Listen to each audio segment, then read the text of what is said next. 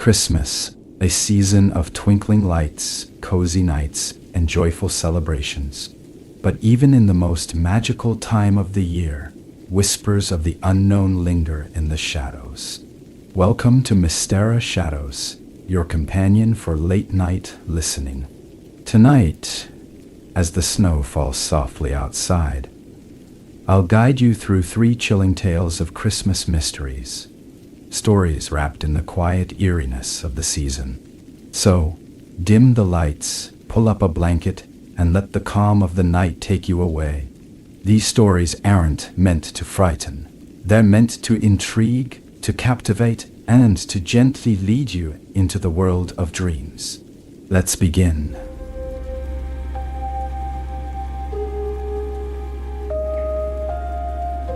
It was the week before Christmas when everything in my life unraveled. I remember it vividly, not because of the snow-draped streets or the twinkling lights of my quiet Denver neighborhood, but because that was the week I stopped feeling safe in my own home. The details have etched themselves into my mind, sharp and unrelenting, like the bite of the cold December air. The day started unremarkably. Work emails, the hum of my coffee maker, and the comforting monotony of routine. By the time the sun dipped below the horizon, I was in my living room, arranging ornaments on my slightly crooked Christmas tree. It leaned to one side no matter how many times I adjusted the base, but I liked it that way, imperfect but mine. I poured a glass of wine, put on some Bing Crosby, and settled into the familiar warmth of the season. That's when I saw it. A small box, no larger than a shoe, sat on my doorstep. It wasn't there earlier. I was sure of it. Wrapped in crimson paper with an ornate gold ribbon, it glistened under the porch light like it had been placed there deliberately, meant to catch my eye. I hesitated before stepping outside to retrieve it, the chill in the air suddenly feeling invasive, like it was reaching for me. There was no card, no tag, nothing to indicate who had sent it or why. The paper was thick, almost velvety under my fingers, and the bow felt stiff, as if it had been tied with meticulous care. I turned it over, searching for any clue, but it was blank. I should have left it there. That thought has haunted me since. But curiosity has a way of drowning out caution, doesn't it? So, I carried the box inside, its weight oddly heavier than it should have been. I placed it on the dining table and stared at it, unsure of what to do. It didn't feel like a prank. There was something too intentional about it. But there was no one I could think of who'd leave me a gift anonymously. No close family, no significant other. My circle was small, and no one in it was the type for grand gestures. After another sip of wine, I untied the ribbon, the sound of the knot unraveling strangely loud in the stillness of the house. The wrapping paper tore easily, revealing a wooden box underneath. It was old, beautifully carved with intricate patterns of snowflakes and cherubs, their faces eerily lifelike. The craftsmanship was impeccable, almost hypnotic. But it was the latch that caught my attention. It wasn't locked, but it gleamed like it had been polished recently, the metal cold to the touch. I opened it. Inside was a porcelain doll, no taller than my forearm, lying on a bed of crimson velvet. It wore a deep red dress trimmed with lace, the fabric shimmering faintly under the light. Its face was pale, unnervingly smooth, with lips painted the color of winter berries. But its eyes, those glassy, dark eyes, seemed alive. They stared up at me, unblinking, their depth unsettling. There was something unnatural about how they caught the light, almost as if they absorbed it. Beneath the doll was a card, handwritten in a jagged, uneven script. "Don't let your wish come true." My breath hitched. The words didn't make sense, but they carried a weight I couldn't ignore.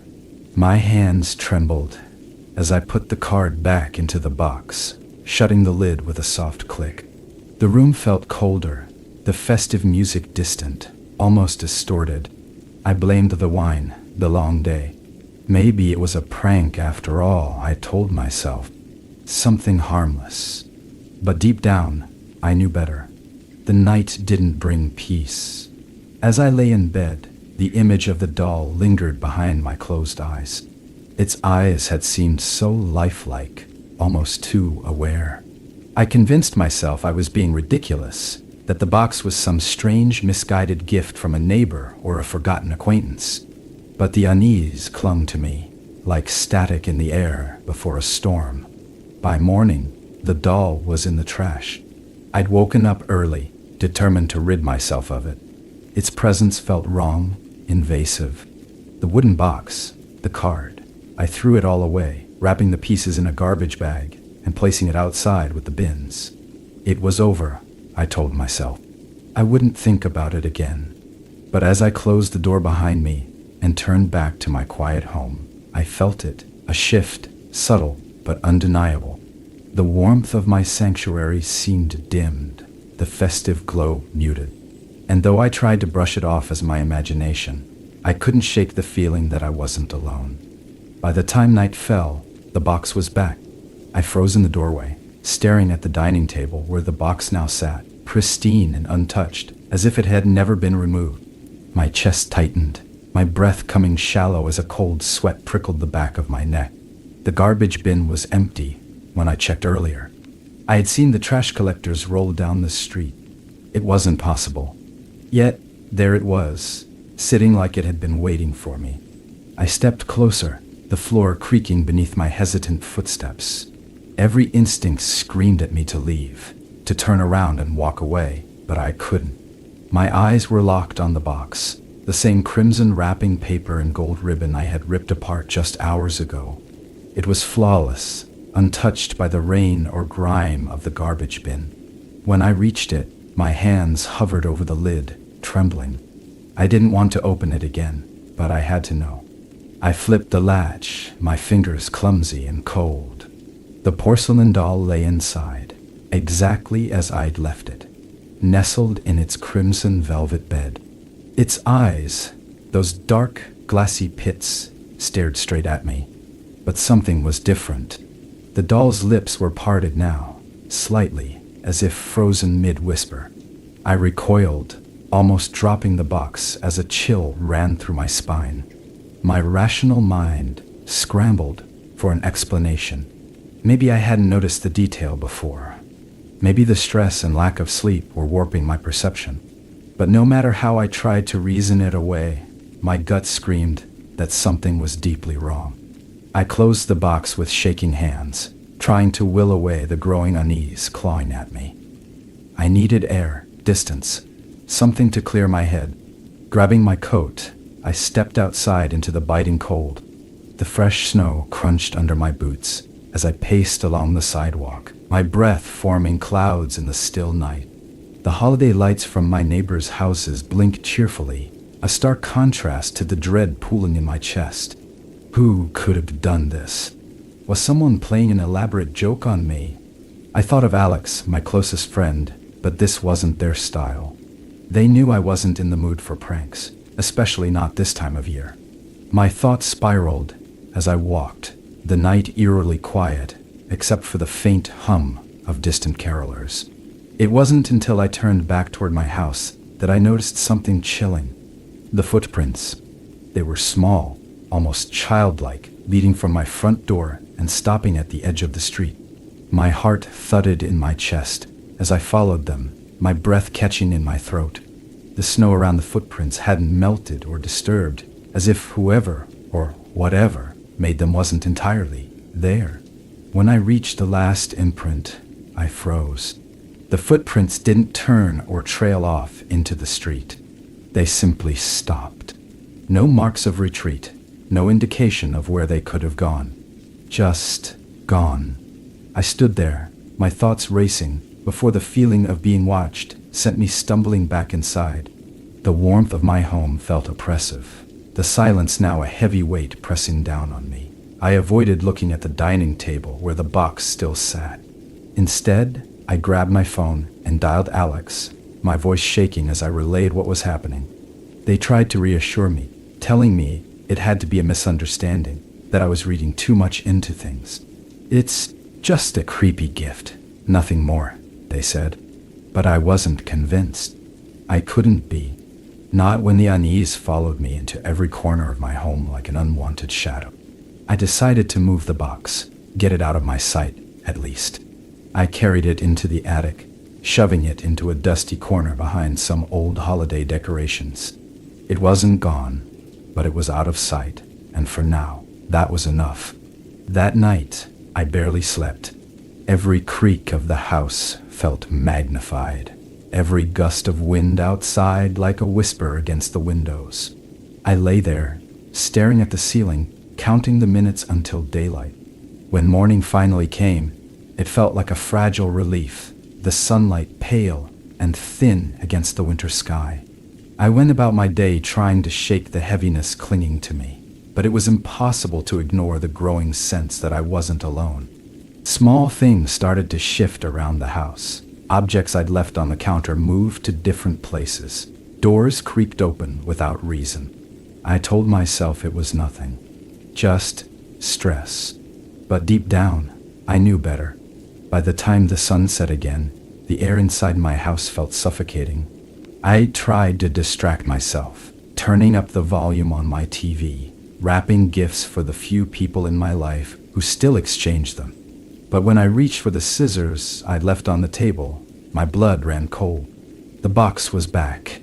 This time the latch was already undone. The latch was undone, the lid slightly ajar, like an invitation I had no intention of accepting. My stomach churned as I stared at it, my fingers curling into fists at my sides. The air in the room felt thicker, charged with something unseen, something I couldn't shake. It was as though the walls themselves were leaning in, pressing me closer to the inevitable truth, that whatever this was, it wasn't going to stop until I confronted it. I didn't want to look inside. Every nerve in my body screamed at me to leave, to run as far as I could and never look back. But where would I go? It wasn't just the box anymore. It was the footprints, the movements in the house, the creeping certainty that this wasn't a prank or a coincidence. It was something else entirely, something worse. My breath hitched as I reached out and lifted the lid, the wood creaking softly like it was alive. The doll lay there as before, but now its head was tilted to the side, its gaze fixed on the chair where I had been sitting moments ago. Its lips, slightly parted before, were now curved into a faint, eerie smile. My throat tightened, and for a moment, I couldn't breathe. Then, I saw the note. It hadn't been there before, I was sure of it. A small piece of parchment lay beneath the doll's tiny porcelain hand, its edges frayed and yellowed. I reached for it with trembling fingers, the paper rough and brittle against my skin. The same jagged handwriting stared back at me, each letter uneven and jagged, as though carved by an unsteady hand. "You wished for this." The words hit me like a punch to the gut. My hands trembled, and I dropped the note as though it had burned me. I backed away from the table, my heart pounding so hard it felt like it might burst. This wasn't random. This wasn't some cruel joke. Somehow, this was connected to me. That's when the memory hit me. It was years ago, a chilly December evening in New Orleans. I had been wandering through a crowded holiday market, the air thick with the scent of cinnamon and roasting chestnuts. One booth had caught my eye, a small wooden stand adorned with intricate carvings of snowflakes and stars. The old woman running it had smiled at me with a knowing look, her eyes glinting like she understood something about me I didn't yet know. "Make a wish," she'd said, sliding a small hand-carved box toward me. "But be careful what you ask for. Everything comes with a price." I'd laughed it off at the time, thinking it was just a bit of harmless holiday fun. I scribbled something on a scrap of paper and dropped it into the box without a second thought. What had I wished for? The memory was hazy, blurred by years, and the kind of carelessness that only youth could explain. But the feeling was there, deep in the pit of my stomach, a gnawing certainty that this had started that night. I stumbled back from the table, my mind racing. Was this the price she'd warned me about? But why now? Why, after all this time? The doll's smile, seemed to widen as I stared at it, the shadows in the room growing longer and darker. I had to do something, anything, to break whatever hold this thing had over me. Grabbing a blanket, I wrapped the box tightly, sealing the doll inside without looking at it again. My hands fumbled with the car keys as I headed out the door, the chill of the night biting into my skin. The drive to the edge of town was a blur, my thoughts a chaotic swirl of fear and disbelief. I pulled into an empty lot near the woods, the headlights of my car casting long, distorted shadows against the trees. With the box clutched tightly in my hands, I trudged into the darkness, the snow crunching beneath my boots. I didn't stop until I reached a clearing, far from the road and any sign of life. The silence was deafening, the kind that pressed against your ears and made your heartbeat sound impossibly loud. I dropped the box onto the frozen ground, my breath visible in the cold air as I stepped back. Then, with all the strength I could muster, I brought my foot down on the lid, splintering the wood beneath my heel. The sound echoed through the clearing, sharp and satisfying. I stomped again and again, until the box was nothing more than shattered pieces scattered across the snow. The doll, its porcelain face cracked and broken, stared up at me with one remaining eye. It was over. It had to be. But as I turned to leave, the wind picked up, swirling the snow into a frenzy around me. A low, almost imperceptible hum filled the air, like a voice just beyond the edge of hearing. I froze, my breath catching in my throat, and when I looked back at the shattered remains, I saw it. The doll's body was gone. Only the broken pieces of the box remained, the velvet lining now stained dark, as if it had absorbed something it shouldn't. I backed away slowly, the hum growing louder, more insistent. My legs felt heavy, my body numb, as I stumbled back toward my car. The moment I climbed inside and slammed the door shut, the hum stopped. The night was still again, the snow falling softly, peacefully, as though nothing had happened. I sat there for what felt like hours, gripping the steering wheel, my knuckles white. When I finally worked up the courage to drive away, I couldn't bring myself to look back. The drive home was suffocating, the weight of what I'd seen pressing down on me like a tangible force. My mind raced, searching for logical explanations where none existed. It didn't matter how I tried to rationalize it. Broken porcelain dolls didn't just disappear. But the thought of returning to an empty house offered no comfort. The silence, the shadows, the creeping sensation of being watched. It was waiting for me there. When I pulled into the driveway, the house loomed in the darkness, its windows glinting faintly like eyes watching my every move. I sat in the car for what felt like an eternity, gripping the steering wheel and staring at the front door. Every instinct told me to stay away, to leave and never come back. But where would I go? I couldn't outrun this. Whatever it wasn't tied to the house. It was tied to me. The air inside was colder than it should have been, the faint hum of the heating system doing little to combat the chill that settled in my bones. My hand hovered over the light switch as I stepped into the living room, hesitant to flood the space with light. When I finally flipped it on, the room seemed off. The furniture was where I'd left it, the decorations untouched, but the atmosphere was wrong, heavier somehow. I locked the door behind me and moved cautiously through the house, checking every room, every closet, every corner. Nothing. The doll wasn't there, and for a moment, I allowed myself to hope that maybe, just maybe, I'd left it behind in that clearing. Maybe destroying the box had worked. But then I saw it. On the dining table, where the box had sat before, was something new, a piece of parchment, its edges singed like it had been pulled from a fire. My hands shook as I picked it up, the now familiar jagged handwriting staring back at me. "You can't undo what you've wished for." I dropped the paper as if it had burned me, my heart pounding so loud I thought it might burst. The shadows in the room seemed to shift, growing darker.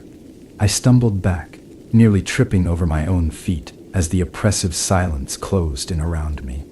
My breaths came shallow, my chest tightening with a suffocating sense of dread. The lights flickered, a soft hum filling the room. I turned sharply, my eyes darting to the source of the sound. At first, I thought it was the furnace, but then I saw the tree. The Christmas tree I decorated just days before, its lights now blinking erratically, casting distorted shadows on the walls. The ornaments trembled as if caught in an invisible breeze, the star at the top spinning slowly, unnaturally. And then the whispering started. It was faint at first, like a breeze through leaves, but it grew louder, more distinct. A chorus of voices, overlapping, incoherent. I couldn't make out the words, but the tone was unmistakable, mocking, taunting, as if it knew every dark thought I'd ever had. I covered my ears, backing away until I hit the wall, but the whispers didn't stop. They were inside my head, burrowing deep and pulling at something raw and vulnerable. The lights on the tree blinked faster, more erratically, until they finally burst, plunging the room into darkness. I scrambled for my phone, fumbling with the flashlight as the whispers grew louder, more insistent. My fingers trembled as I turned on the beam of light, sweeping it across the room. That's when I saw her. The doll stood in the corner, upright, impossibly still. Her porcelain face was cracked, her once glossy eyes now black pits that seemed to swallow the light. Her dress, once pristine, was tattered and streaked with something dark, something that smelled faintly metallic. My breath caught, and I froze, unable to move, unable to think. She took a step forward. It wasn't a doll anymore. It was something else, something alive. Her movements were jerky, unnatural, like a puppet pulled by unseen strings. The whispers grew louder, filling the room with a cacophony of noise that drowned out my own thoughts. I stumbled back, the flashlight shaking in my hand as she moved closer, her head tilting to one side in an almost curious gesture. I did the only thing I could think of. I ran. My legs felt heavy, my movements sluggish, as though wading through water. I bolted for the stairs, the sound of her footsteps following close behind. They were small, deliberate, echoing in the dark like a child playing hide and seek. I slammed the bedroom door shut behind me, shoving a chair under the handle for good measure. My chest heaved as I tried to catch my breath, the whispers now a low, persistent murmur on the other side of the door. I backed away, my eyes darting to the window. The snow outside glowed faintly under the moonlight, a stark contrast to the darkness suffocating the room. But the moment of relief was fleeting. The whispers stopped suddenly, replaced by a single knock on the door. Slow, deliberate, the sound reverberated through the room, each knock louder than the last. I pressed myself against the wall, clutching the flashlight like it was some kind of weapon. And then, silence. I waited, my breath hitching with every second that passed. The tension was unbearable, every nerve in my body screaming for release. When the knock came again, it wasn't from the door. It was behind me. I turned slowly, the beam of the flashlight trembling as it illuminated the window. And there she was, on the other side of the glass, her cracked face smiling, her black eyes locked on mine. The flashlight slipped from my grasp, and the room plunged into darkness. The darkness was absolute, swallowing everything in the room, including the sound of my ragged breathing. My back pressed hard against the wall, as if merging with it might save me. I could feel the cold seeping through the plaster, biting into my skin like icy claws. The only thing louder than the pounding of my heart was the silence, thick and unnatural, like the world itself had paused, waiting for something to happen.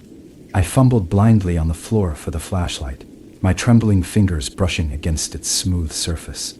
I gripped it like a lifeline, but as I switched it on, the beam flickered weakly, its light barely cutting through the oppressive gloom. My gaze darted to the window, expecting her face, that cracked porcelain grin, to still be there, watching. But the glass was empty, a thin sheen of frost creeping along its edges like skeletal fingers. Relief was fleeting. The air around me felt wrong, heavy, electric, like the moment before a lightning strike. I didn't want to move, didn't want to make a sound, as if staying perfectly still would somehow render me invisible. But deep down, I knew it was futile. She wasn't outside anymore. She was here, in the room with me. The whispers returned, faint at first, like the rustle of leaves in a distant wind. But they grew louder, closer, swirling around me in an incomprehensible symphony of malice. I clamped my hands over my ears, the flashlight tumbling to the floor as I sank to my knees. It didn't help. The whispers weren't just in the air. They were inside me, crawling under my skin, burrowing into my mind. You wished for this. The words cut through the cacophony, clear and sharp like a knife. My head snapped up, and that's when I saw her again. She stood in the center of the room, illuminated faintly by the dying flashlight. Her cracked face tilted slightly, as if studying me, her empty eyes glinting with something that wasn't human. The edges of her red dress fluttered despite the stillness of the air, as if caught in an unseen breeze. "Why?" I croaked, my voice barely a whisper. "What do you want?" Her head tilted further, the jagged crack along her cheek deepening, almost as though she were smiling wider.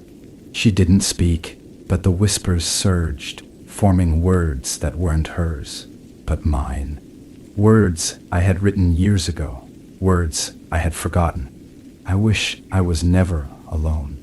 The memory hit me like a blow, sharp and undeniable. I had written those words, hadn't I? Scribbled them onto a piece of paper and dropped them into that card box at the Christmas market all those years ago. It had been a fleeting, careless thought, born out of loneliness and frustration. I never thought anyone or anything was listening, but something had been. The whispers grew louder, repeating my wish over and over until it was all I could hear. My hands clutched at my head, trying to block them out, but they were relentless, drilling into my skull like a chorus of accusations. And then, as suddenly as they began, they stopped. Silence.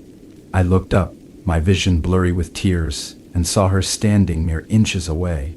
Her porcelain face was cracked almost beyond recognition now, her dark eyes shimmering with something wet and alive.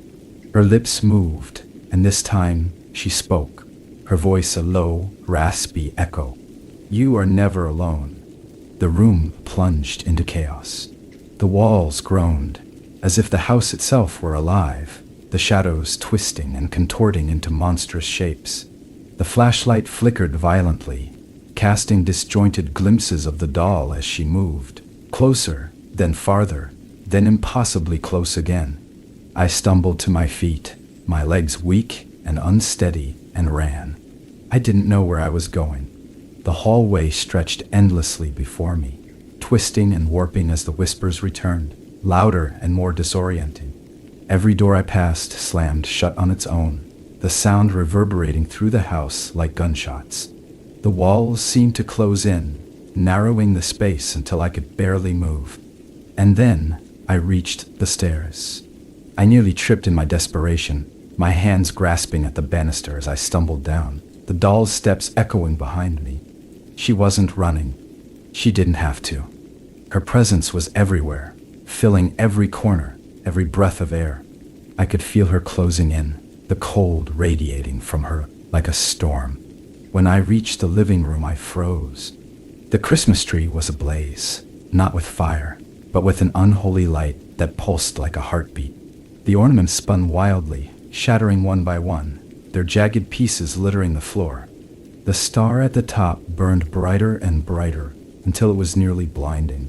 The whispers reached a crescendo, and she appeared again, standing in front of the tree. Her porcelain skin was nearly gone now, revealing something dark and writhing beneath, something that defied comprehension. Her mouth opened wider, impossibly wide, and the whispers poured out, engulfing me in their unbearable weight. I fell to my knees, my body trembling as I struggled to breathe. The light from the tree grew brighter, swallowing everything in the room. My vision blurred, the edges of my world dissolving into a kaleidoscope of red and gold. And then, in the midst of it all, I heard her voice, clear and final. "You will never be alone again." The light consumed me, and the world went dark. When I woke, the house was silent. The Christmas tree stood as it always had, its lights steady and unblinking. The shattered ornaments were gone, the whispers nothing more than a distant memory. But the air felt different, thicker, heavier. I wasn't alone. I could feel her, just beyond the edges of my perception, watching, waiting. She was part of me now, a shadow I could never escape. And as I sat there, staring at the lifeless porcelain doll resting on the table once again, I understood the truth. Wishes come with a price, and some wishes, once granted, can never be undone.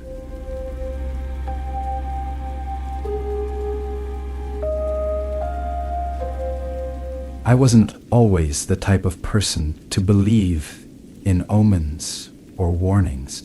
Life, as I saw it, was full of randomness, no hidden meanings, no cosmic signals. But there are moments when the air changes, when the world seems to hum with a frequency you can't quite hear but feel deep in your chest. That winter, just days before Christmas, I stumbled into one of those moments, and it's haunted me ever since.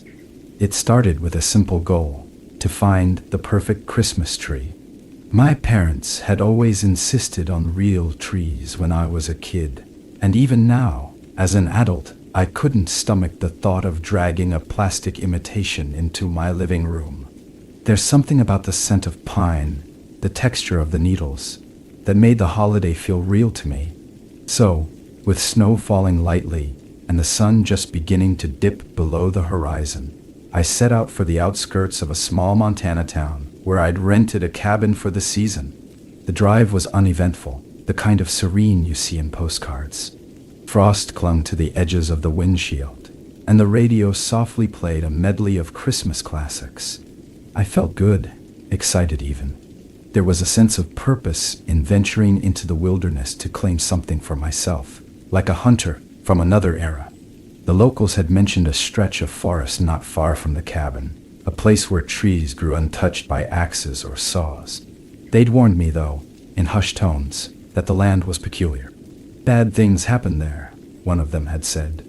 I laughed it off, assuming it was just another small-town ghost story designed to entertain tourists.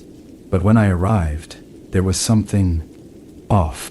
It wasn't the kind of eerie you'd expect, with creaking branches or howling wind. It was the quiet, the suffocating, unnatural quiet. No birds, no rustle of squirrels or deer in the underbrush, just the crunch of my boots in the snow and the distant sound of my own breathing. The air was still, heavy, as if the forest itself was holding its breath. I wandered deeper, scanning the trees for one that called to me.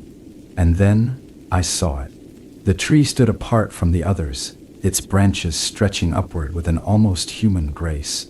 It wasn't the tallest or the widest, but it was perfect. Every needle seemed deliberate, every limb balanced. A faint glow seemed to emanate from its bark, not a light you could see with your eyes, but one you felt, as though the tree had a presence. It was mesmerizing. I didn't look away. As I approached, my steps slowed. My excitement began to wane, replaced by an uneasy awareness that I wasn't alone. I glanced over my shoulder, but there was nothing, only the vast expanse of snow-covered ground and the black silhouettes of other trees. Still, the feeling lingered, like a cold hand resting on the back of my neck. When I reached the tree, I noticed something strange carved into its trunk. At first, I thought it was graffiti, maybe initials or a date left by some reckless camper. But as I traced the marks with my gloved fingers, I realized they weren't letters. They weren't symbols I recognized at all. The carvings twisted and spiraled, more like scars than anything intentional, and they seemed to pulse faintly in the dim light. I hesitated, but only for a moment. My logical mind took over, dismissing the carvings as natural blemishes, the glow as a trick of the fading light. I pulled the saw from my bag and began to work. The sound of metal against wood echoed through the silent forest, sharp and jarring. As the blade bit deeper into the trunk, I thought I heard something, a low hum, almost a whisper. I paused, listening, but there was nothing. Just the wind, I told myself, though the air was as still as ever. Finally, the tree began to fall, and I felt a surge of satisfaction, a hunter's triumph. I dragged it through the snow, my muscles burning with the effort, and secured it to the roof of my car. As I drove back to the cabin, the forest loomed in my rearview mirror, its darkness seeming to press against the edges of the glass. I couldn't shake the feeling that something was watching me, that the tree wasn't the only thing I'd brought back. By the time I got home, the stars were out, cold and distant against the black sky. I wrestled the tree into the living room, its branches brushing against the walls and scattering needles across the floor. It looked even better indoors, its symmetry almost unnatural. I stood back to admire my work, feeling the familiar warmth of holiday spirit begin to seep in. But that night, as I lay in bed, something strange happened. I dreamed of the forest, of the tree standing tall and unbroken, its branches twisting upward like grasping hands. In the dream, I was running, not toward the tree, but away from it. And in the distance, I could hear the faintest sound, a whispering voice that seemed to come from everywhere and nowhere. When I woke, the room was cold, colder than it should have been. I glanced at the window to see if I'd left it open, but it was shut tight. My breath fogged the air as I sat up, a sense of unease settling over me like a second skin. Downstairs, the tree stood silent, its presence somehow heavier than before. I told myself it was just the chill of the season, the after effects of a long day. But deep down, I knew something was wrong, and it was only just beginning. The next morning, I woke to a faint tapping sound. At first, I thought it was just the wind rattling a loose window pane, but as I lay there listening, it became clear the noise wasn't random. It was deliberate. Tap, dot, tap, dot, dee. Pause. Dot, dot. My pulse quickened. It was coming from downstairs.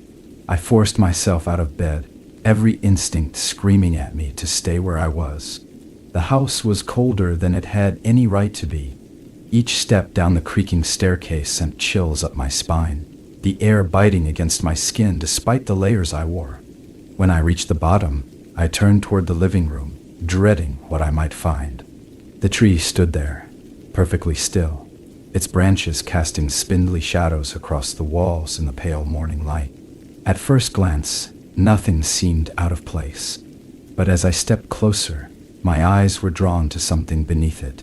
Sitting under the tree was a box, neatly wrapped in deep red paper with a silver ribbon tied into a bow. I froze. I hadn't put anything under the tree. I hadn't even started decorating it yet. My stomach turned as I stared at the box, its edges too sharp, too precise, as though it had been placed there with great care. Slowly, I crouched down and reached for it, my hand trembling. The paper was smooth to the touch, unnaturally so, and the ribbon slid off with a soft hiss as I pulled it loose. Inside was an old, worn-out shoe. It looked like something pulled from the bottom of a lake, its leather cracked and stiff, the sole barely clinging on. A faint smell wafted up, damp, earthy, like decay. My first thought was that someone was playing a cruel joke. Maybe one of the locals had followed me back from the forest. But how would they have gotten into the house? And why? I pushed the box aside, my mind racing with rational explanations.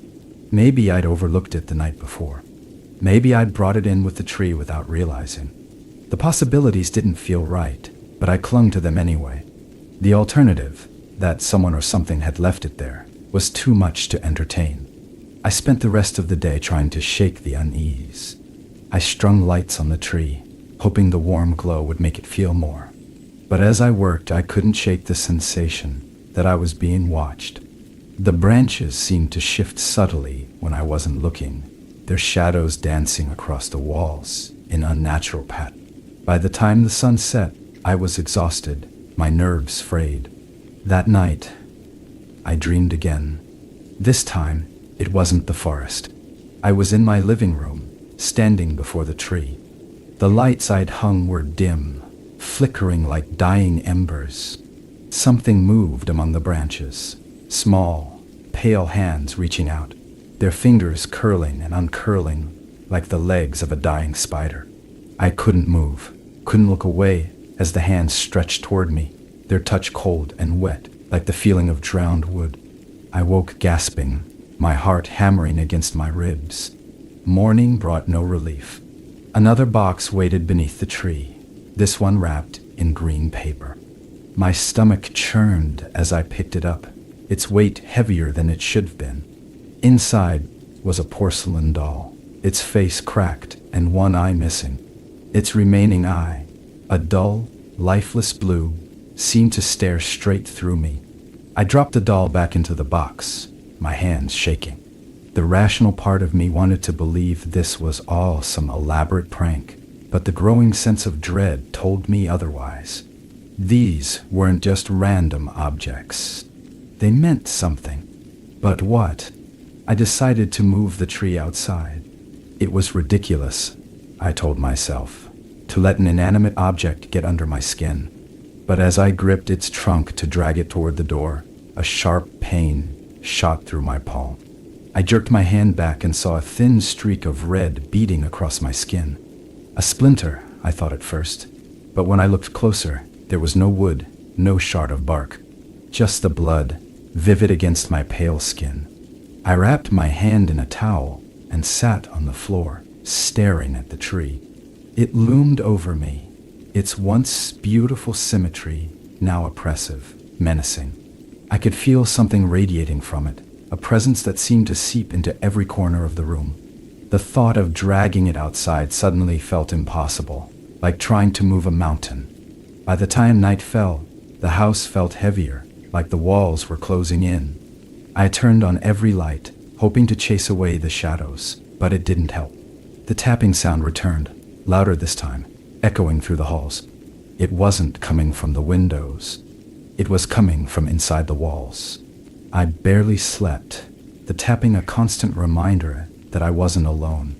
When dawn finally broke, I found myself back in the living room, staring at the tree. The air around it seemed to ripple, almost imperceptibly, like heat rising from asphalt. Beneath it sat another box, this one larger than the last. My chest tightened as I reached for it, dreading what I might find. Inside was a photograph. It was old, faded at the edges, but the image was clear. It was me, standing in the forest, my hands resting on the tree. Except the tree was whole, uncut, its branches reaching out to wrap around me like a shroud. My heart pounded as I stared at the photo, my mind racing to understand how it was possible. I hadn't been standing like that. I hadn't taken this picture. I dropped the box and backed away, my breath coming in shallow gasps. The room seemed to darken, the lights flickering despite the electricity flowing steadily. I didn't know what was happening, but I knew one thing for certain. The tree wasn't just a tree. The house felt alive now, not in the way a cozy cabin should during the holidays, but in a twisted, suffocating way. It was as though every corner, every shadow carried some unseen presence. The air itself seemed heavier, thicker. I spent hours pacing, trying to convince myself it was all in my head, that I was letting my imagination run wild.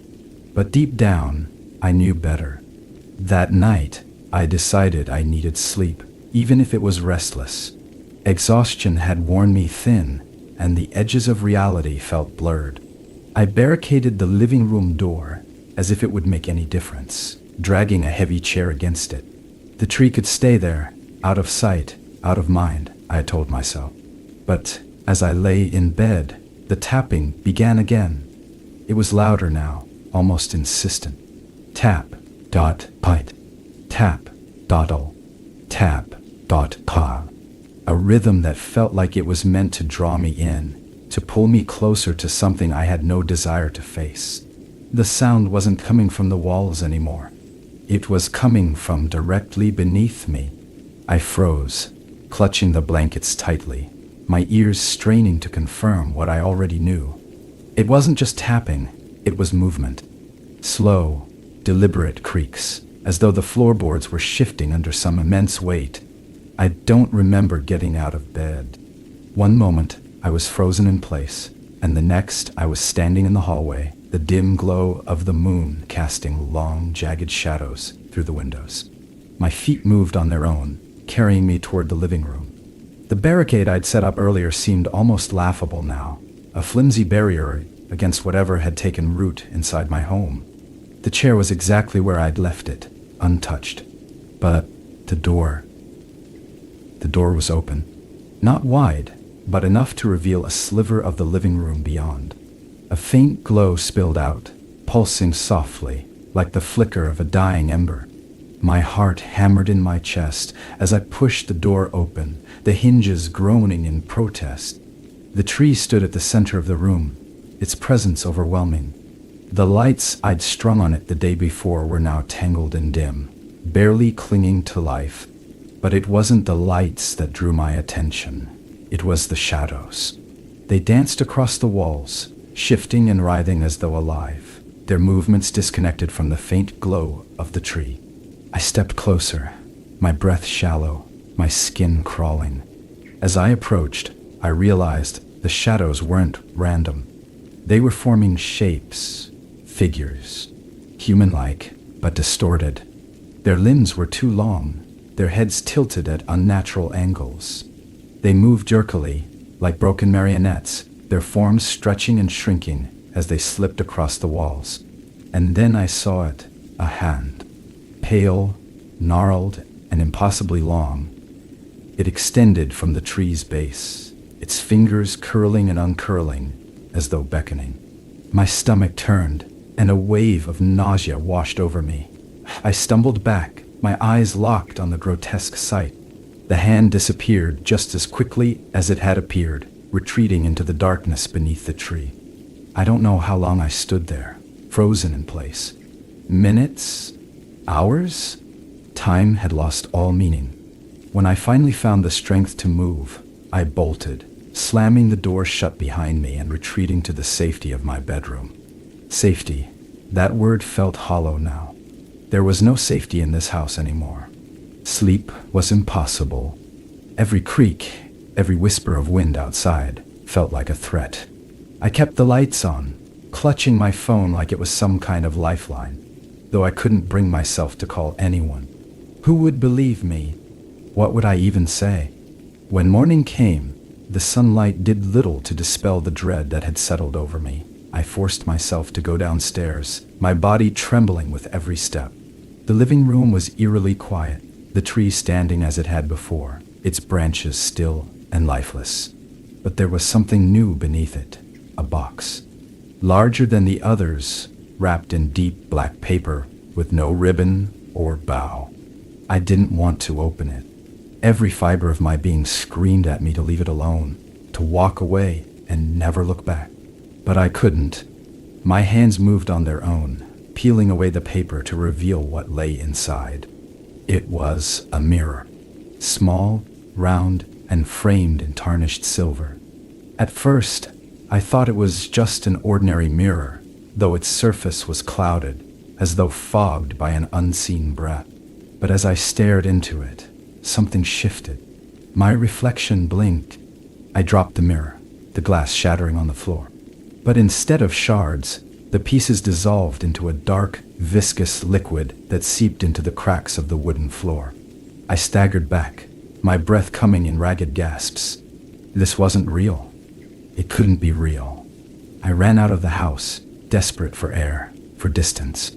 The snow crunched beneath my boots as I stumbled into the yard, the cold biting at my skin. I looked back at the cabin, half expecting to see it engulfed in flames or consumed by shadows. But it was just there, silent and unassuming, as though nothing had happened. For a moment, I considered leaving, getting in my car and driving until the tank ran dry. But the thought of abandoning the cabin felt like surrendering to whatever force had taken hold. It would follow me, I was sure of it. The tree wasn't just a tree, it was a tether, anchoring something far worse to this world. And somehow, I had brought it here. I didn't know how long I stood outside, staring at the cabin. The snow swirled around me, the wind biting through my jacket, but I barely felt the cold. My eyes were fixed on the living room window, where the faint glow of the tree's lights still pulsed, steady and unnatural. It felt like the house was breathing, each flicker of light a slow, calculated exhale. The thought of going back inside filled me with dread, but the alternative, staying out here in the freezing night, alone, was somehow worse. I told myself it was just a tree, an object, an inanimate thing. It couldn't hurt me. The lie was hollow, but I clung to it as I forced my feet to move, crunching through the snow toward the cabin. Inside, the air was heavy with that familiar scent of pine, but there was something else now, something metallic, like the sharp tang of blood. The door creaked shut behind me, and the sound seemed impossibly loud in the suffocating silence. I stood in the entryway, listening, waiting. The house was still, but it wasn't empty. I could feel it, the weight of its presence pressing down on me like a physical force. I turned toward the living room, drawn by a pull I couldn't explain. The tree stood exactly where I'd left it, its branches motionless, the lights casting eerie shadows that seemed to writhe and twist. For a moment, I considered destroying it, tearing it down, chopping it into pieces, anything to break whatever spell it had cast over this house. But as I took a step closer, a low hum filled the air. It wasn't a sound, not exactly. It was a vibration, deep and resonant, like the growl of something vast and ancient. It came from everywhere and nowhere, vibrating through my chest, shaking the very foundation of the house. I froze, my breath catching in my throat as the shadows around the tree began to shift. At first, they moved subtly, almost imperceptibly, but then they coalesced, pulling together like ink spreading through water. A figure began to take shape, its form twisting and stretching, limbs too long, joints bending in impossible angles. Its head tilted toward me, and though it had no face, I felt its gaze boring into me. Panic surged through me and I stumbled back, my heart pounding as the figure moved forward, its shadowy limbs reaching out. I turned and ran, my feet slipping on the hardwood floor as I sprinted toward the stairs. The hum grew louder, reverberating through the house, a sound so deep it felt like it was coming from inside my own head. I reached the top of the stairs and slammed the door to my bedroom, throwing myself against it as though that could keep it out. The hum stopped abruptly, leaving a silence so profound it felt deafening. I pressed my ear to the door, straining to hear any sound, but there was nothing. Minutes passed, maybe hours, as I sat there in the dark, my back pressed against the door. My mind raced, grasping for some explanation, some way to rationalize what I'd just seen. But there was nothing logical about it. This wasn't just fear or paranoia. This was something real, something I couldn't escape. Eventually, exhaustion overtook me, and I must have fallen asleep because I woke to the sound of footsteps. They were slow and deliberate, the heavy thud of boots on wood. They came from downstairs, moving steadily toward the staircase. I held my breath, my heart hammering in my chest, as the footsteps grew louder, closer. They stopped just outside my door. I waited, my body rigid with fear, but nothing happened. No knock, no attempt to open the door. Just silence. I don't know how long I sat there, listening, waiting for the next move. But eventually, I gathered enough courage to look. I reached for the handle, my hand trembling, and eased the door open just a crack. The hallway was empty. I stepped out cautiously, my eyes scanning the shadows for any sign of movement. The house was quiet again, unnaturally so. I crept down the stairs, each step a small victory over the terror clawing at my mind. The living room was just as I had left it, the tree standing sentinel in the center of the room, its glow dim but constant. But something was different. The box, another one, larger than the last, sat beneath the tree. The wrapping paper was black, glossy, and wet to the touch, as though it had been dipped in oil. My hands shook as I pulled it closer, peeling back the paper to reveal what lay inside. It was a pair of gloves, old and worn, the leather cracked and stained. But it wasn't the gloves themselves that filled me with dread. It was what was inside them. I tipped the box, and something small and dark fell out, landing on the floor with a soft thud. A finger, pale and lifeless, the nail jagged and splintered. My stomach turned, and I stumbled back, bile rising in my throat. I dropped the box and backed away, my mind racing. This wasn't a prank. This wasn't my imagination. This was something far beyond my understanding, something malevolent and hungry, and I had invited it into my home. The hum began again, low and relentless, vibrating through the air. The tree's branches swayed slightly, as though moved by an unseen wind. I turned and ran, fleeing the living room, the sound following me like a shadow. I didn't stop until I was outside, the cold air shocking my lungs as I gasped for breath. The cabin loomed behind me, its windows dark and empty, save for the faint glow of the tree. I knew then that I couldn't stay. Whatever this was, whatever I had brought into my home, it was beyond my control.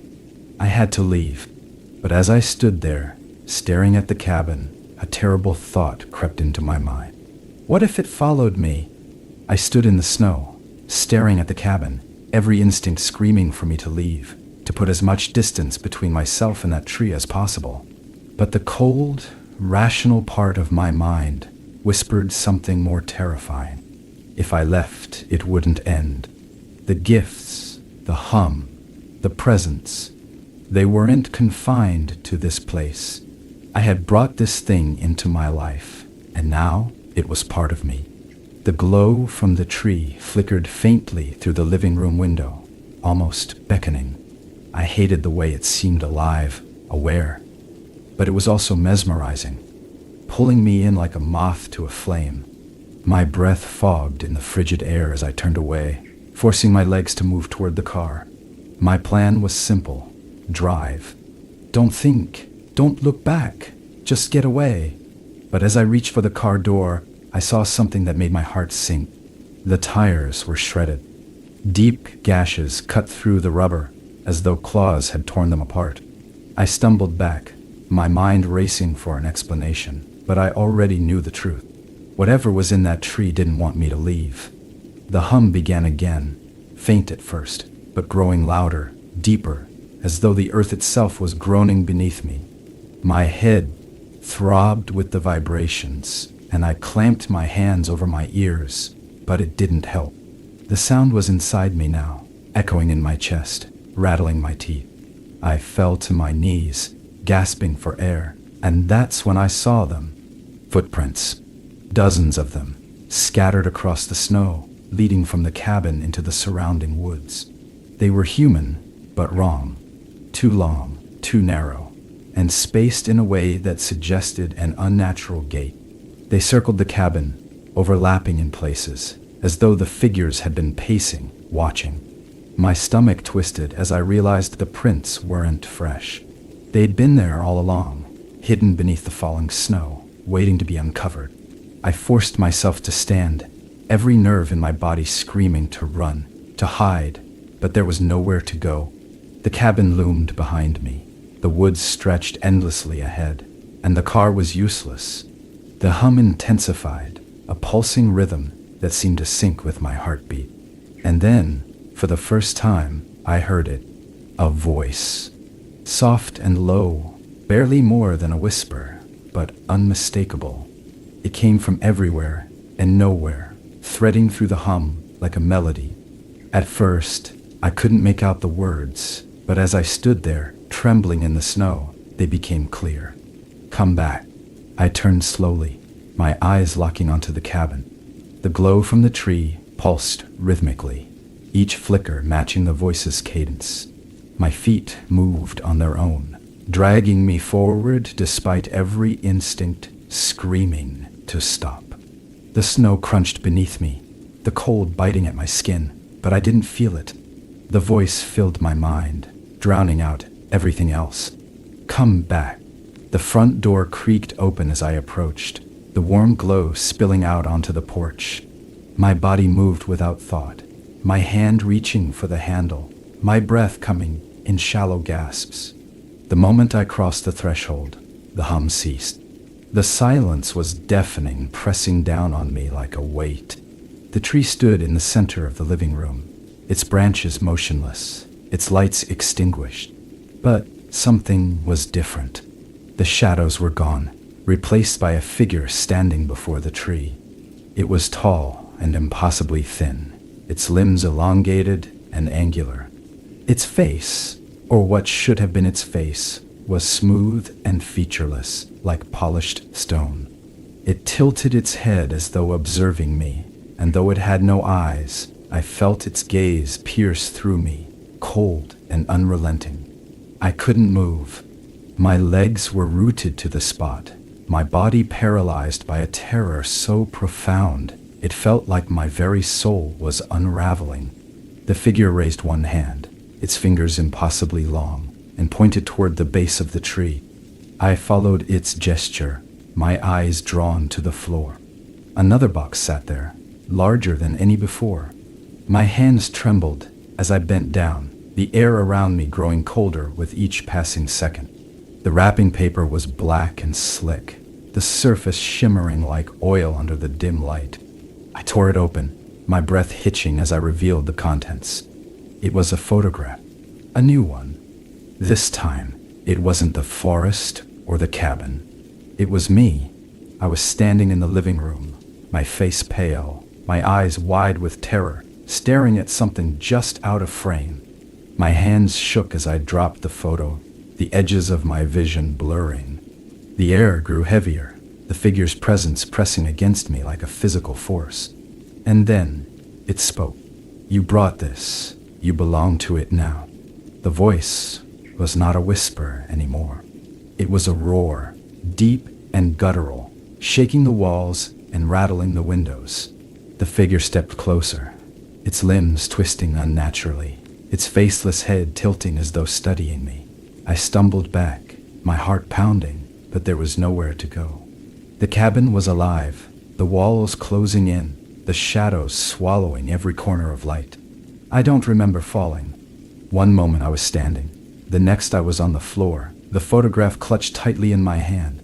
The figure loomed over me, its presence overwhelming, and for the first time I understood. The tree wasn't just an object. It wasn't just cursed. It was alive, and it had chosen me. As the world faded to black, the last thing I saw was the tree, its branches stretching out like arms, reaching for me. And the last thing I heard was the voice, soft and certain, echoing in the depths of my mind. You belong to it now.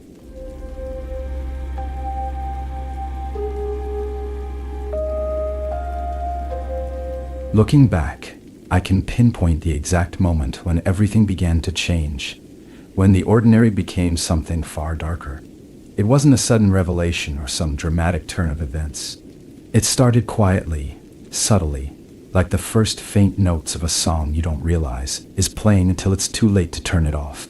It was supposed to be a fresh start. That's what I told myself when I rented the cabin in Snow Hollow, a secluded stretch of wilderness nestled in the Colorado Rockies. A place to get away from the noise of the city, the endless demands, the suffocating pace of modern life. It was December, and the forecast called for heavy snow, exactly what I wanted. I imagined myself sitting by the fire, the soft crackle of flames accompanying my thoughts, while the storm raged outside, sealing me in a bubble of peace and quiet. I didn't know peace and quiet could feel so wrong. The first night, the snow came down heavier than I expected. By the time I settled in, unpacked, and lit a fire in the stone hearth, the world outside, had disappeared into a swirling wall of white. It was beautiful at first, mesmerizing in its intensity. I stood at the window for what felt like hours, watching the snow drift and tumble under the glow of the porch light. The sound of the wind howling through the trees was soothing, like nature's lullaby. But then, at some point, it stopped. It wasn't gradual, like a storm easing up. It was as if someone had flipped a switch. One moment, the wind was roaring, and the next, silence. Absolute, oppressive silence. It was so sudden and complete that I felt like I'd gone deaf. Even the fire in the hearth seemed to lose its crackle, the flames flickering soundlessly. I stood frozen by the window, staring out at the featureless expanse of snow, my breath fogging the glass. The storm continued unabated, but it was utterly, impossibly quiet. I told myself it was just the way the cabin was built, insulated, soundproofed against the harsh mountain winters. But that didn't explain the weight of the silence, the way it seemed to press against my skin, wrapping around me like a second layer. It didn't explain why I suddenly felt like I wasn't alone. I turned away from the window, the hair on the back of my neck standing on end. The living room was warm and inviting, exactly as I'd imagined it when I booked the cabin, a cozy refuge from the world. But that night, it felt different. The shadows cast by the firelight seemed deeper, sharper, like they were stretching toward me. The Christmas decorations I'd brought to make the cabin feel festive, a string of lights, a wreath, a small ceramic tree, seemed out of place, almost mocking in their cheerfulness. I shook off the unease and forced myself to focus on the fire. It was just my imagination, I thought, a trick of the mind brought on by the isolation and the strange quiet of the storm. I was tired from the drive, and the warmth of the cabin was lulling me into a half-dreaming state. That's all it was. But as I climbed into bed later that night, the feeling of being watched didn't go away. If anything, it grew stronger. I pulled the blankets up to my chin, trying to ignore the faint creaks and groans of the cabin settling around me. Every sound felt deliberate, like the house was alive and aware of my presence. I told myself it was normal, that all old buildings made noise, but the rationalizations did little to calm my racing thoughts. Sleep came in fits and starts, broken by the persistent feeling that something was wrong. At some point in the night, I woke up to a sound I couldn't explain. A soft, rhythmic tapping. It wasn't coming from inside the cabin. It was outside. Faint, but insistent. Tap, dotto. Tap, potto. Tap, pot. It reminded me of someone gently knocking on a window, except my bedroom was on the second floor. There was nothing outside my window but the roof's edge and the endless snow beyond. I stayed frozen in bed, my heart pounding, listening to the sound. It continued for what felt like hours, a steady, patient rhythm that seemed to match the thudding in my chest. When it finally stopped, the silence that followed was almost worse. I lay awake, staring at the ceiling, waiting for the sound to return, but it didn't. Eventually, exhaustion overtook me, and I drifted into a restless sleep. The next morning, I woke to the eerie stillness of the storm. The snow had piled high against the windows, blocking out most of the light. I made coffee and stood by the kitchen window, staring out at the wide expanse that had swallowed the world. That's when I saw them. Footprints. They started just beyond the porch, a single set of tracks cutting through the pristine snow. They weren't mine. I hadn't been outside since I arrived, and the snow had been falling steadily all night. The prints were large and deep, spaced too far apart for a normal stride, and they led straight toward the cabin. But they didn't lead away. My stomach turned as I scanned the yard, searching for any sign of who or what might have left them. The tracks disappeared beneath the overhang of the porch, and from where I stood, I couldn't see if they stopped at the door. I set my coffee down, my hands trembling, and moved toward the front entrance. The air in the cabin felt heavier with each step, like the house itself was holding its breath. I opened the door slowly, the hinges groaning in protest. The cold air hit me like a slap, and I stepped out onto the porch, my boots crunching against the snow. The tracks stopped abruptly, just a few feet from the door. There were no drag marks, no sign of anyone retreating. It was as if whoever, or whatever had made them, had simply vanished. I stood there for a long time, staring at the tracks, the cold seeping into my bones. The storm continued its silent assault, the snow swirling around me, but I couldn't shake the feeling that I was being watched. The cabin behind me felt less like a refuge and more like a trap, its warm glow a fragile barrier against the creeping unease that was spreading through me. I stepped back inside and locked the door, double-checking the latch before retreating to the living room. The fire had burned low, casting long, flickering shadows across the walls. I threw another log onto the flames, the sudden burst of light momentarily chasing away the dark corners of the room. But no amount of warmth could shake the cold knot of fear in my chest. Somewhere deep down, I knew that the silence of the storm wasn't natural, and neither were the tracks in the snow. The tracks in the snow wouldn't leave my mind. I tried to distract myself with coffee and chores around the cabin, but the image was seared into my thoughts. Those footprints weren't just a mystery. They felt like a message. The unease clung to me, a constant, heavy presence that I couldn't shake. By mid-morning, the snowstorm had eased, and the oppressive silence lifted slightly. I decided to investigate. I bundled up and stepped outside, the frigid air biting at my skin as I followed the tracks away from the cabin. They were deeper than I remembered, the indentations sharp and defined. Whoever, or whatever, had made them was heavy. The snow underfoot crunched loudly with each step, breaking the eerie stillness. The tracks led toward the tree line, where the dense forest loomed like a wall. I stopped at the edge, suddenly aware of how small I felt against the vast expanse of white and shadow. The trees stood impossibly still, their branches heavy with snow, but there was something about them that felt wrong. They weren't just trees, they were sentinels, watching, waiting. The footprints disappeared into the underbrush, swallowed by the forest's darkness. I couldn't go in. Every instinct screamed at me to turn back, to leave the woods and never return.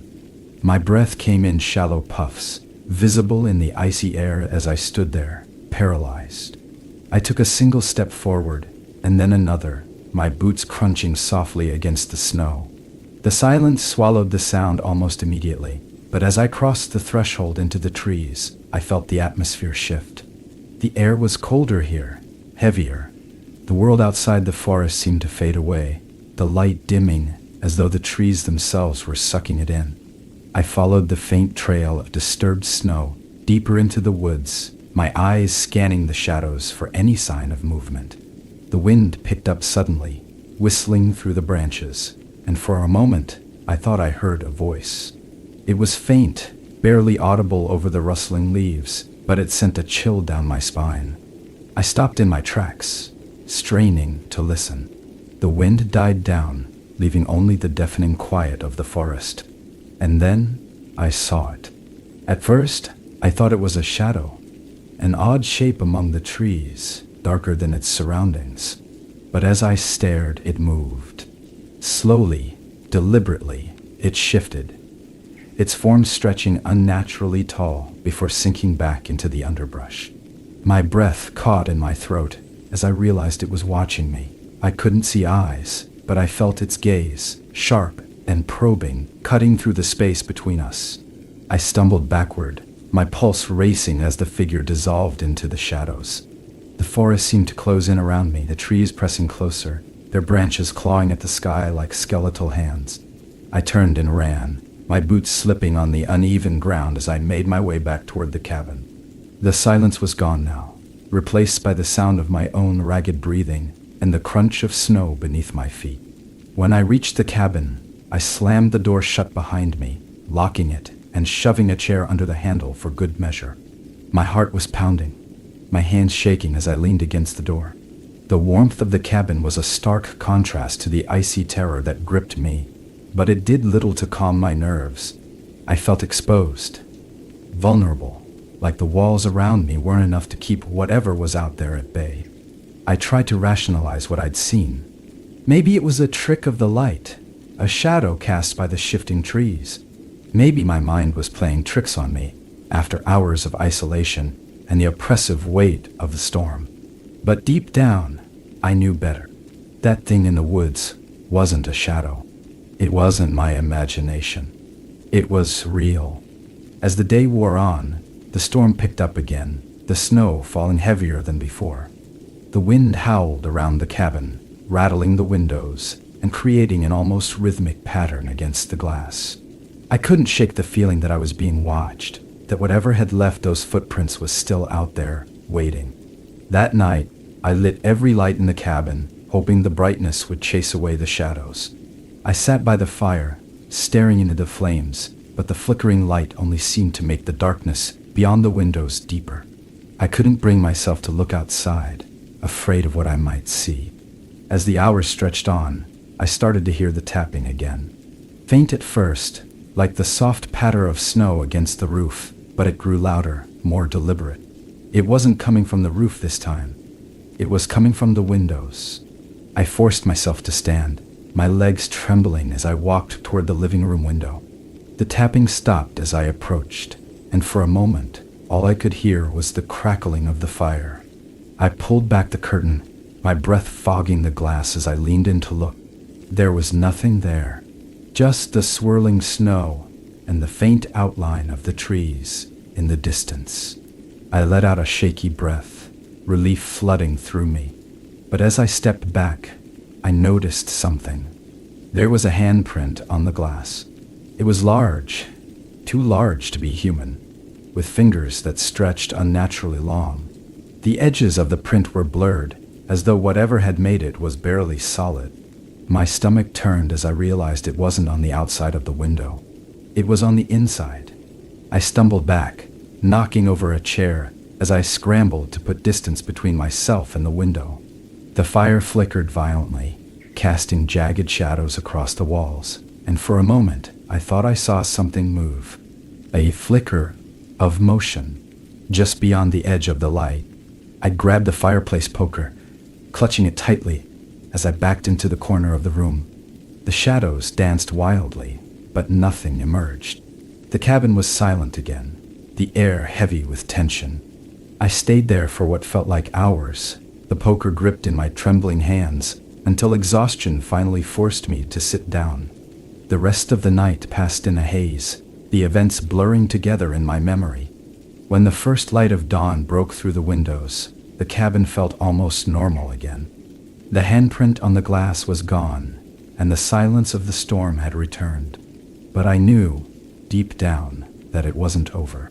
Whatever was out there, whatever had left that print, wasn't finished with me yet. The daylight didn't bring comfort. Instead, it cast a stark, cold light on everything, making the cabin feel emptier and more vulnerable. I hadn't slept well. How could I, with the memory of the handprint still burned into my mind? The thought of something standing so close, leaving its mark where it shouldn't have been, made my stomach churn. I spent the morning pacing the cabin, peering out the windows every few minutes, as if expecting to see something, or someone, lurking in the snow. But the landscape outside was empty, still blanketed in a pristine, undisturbed layer of white. If anything had been out there, it had disappeared without a trace. Or worse, it was still there, watching from somewhere I couldn't see. I decided to distract myself with chores. The cabin was old, and there was always something to fix or clean. I focused on stacking firewood near the hearth, keeping my back to the windows. But even with my efforts to stay busy, I couldn't shake the creeping sense of unease. The silence of the storm wasn't just oppressive. It felt deliberate, like the world outside was holding its breath. By midday, the wind began to pick up again. It whistled softly at first, growing louder and more insistent as the hours passed. I forced myself to eat something, though every bite felt like an effort.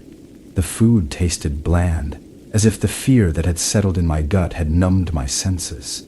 Then the tapping started again. It was faint at first, almost rhythmic, like fingers drumming against wood. I froze, listening intently.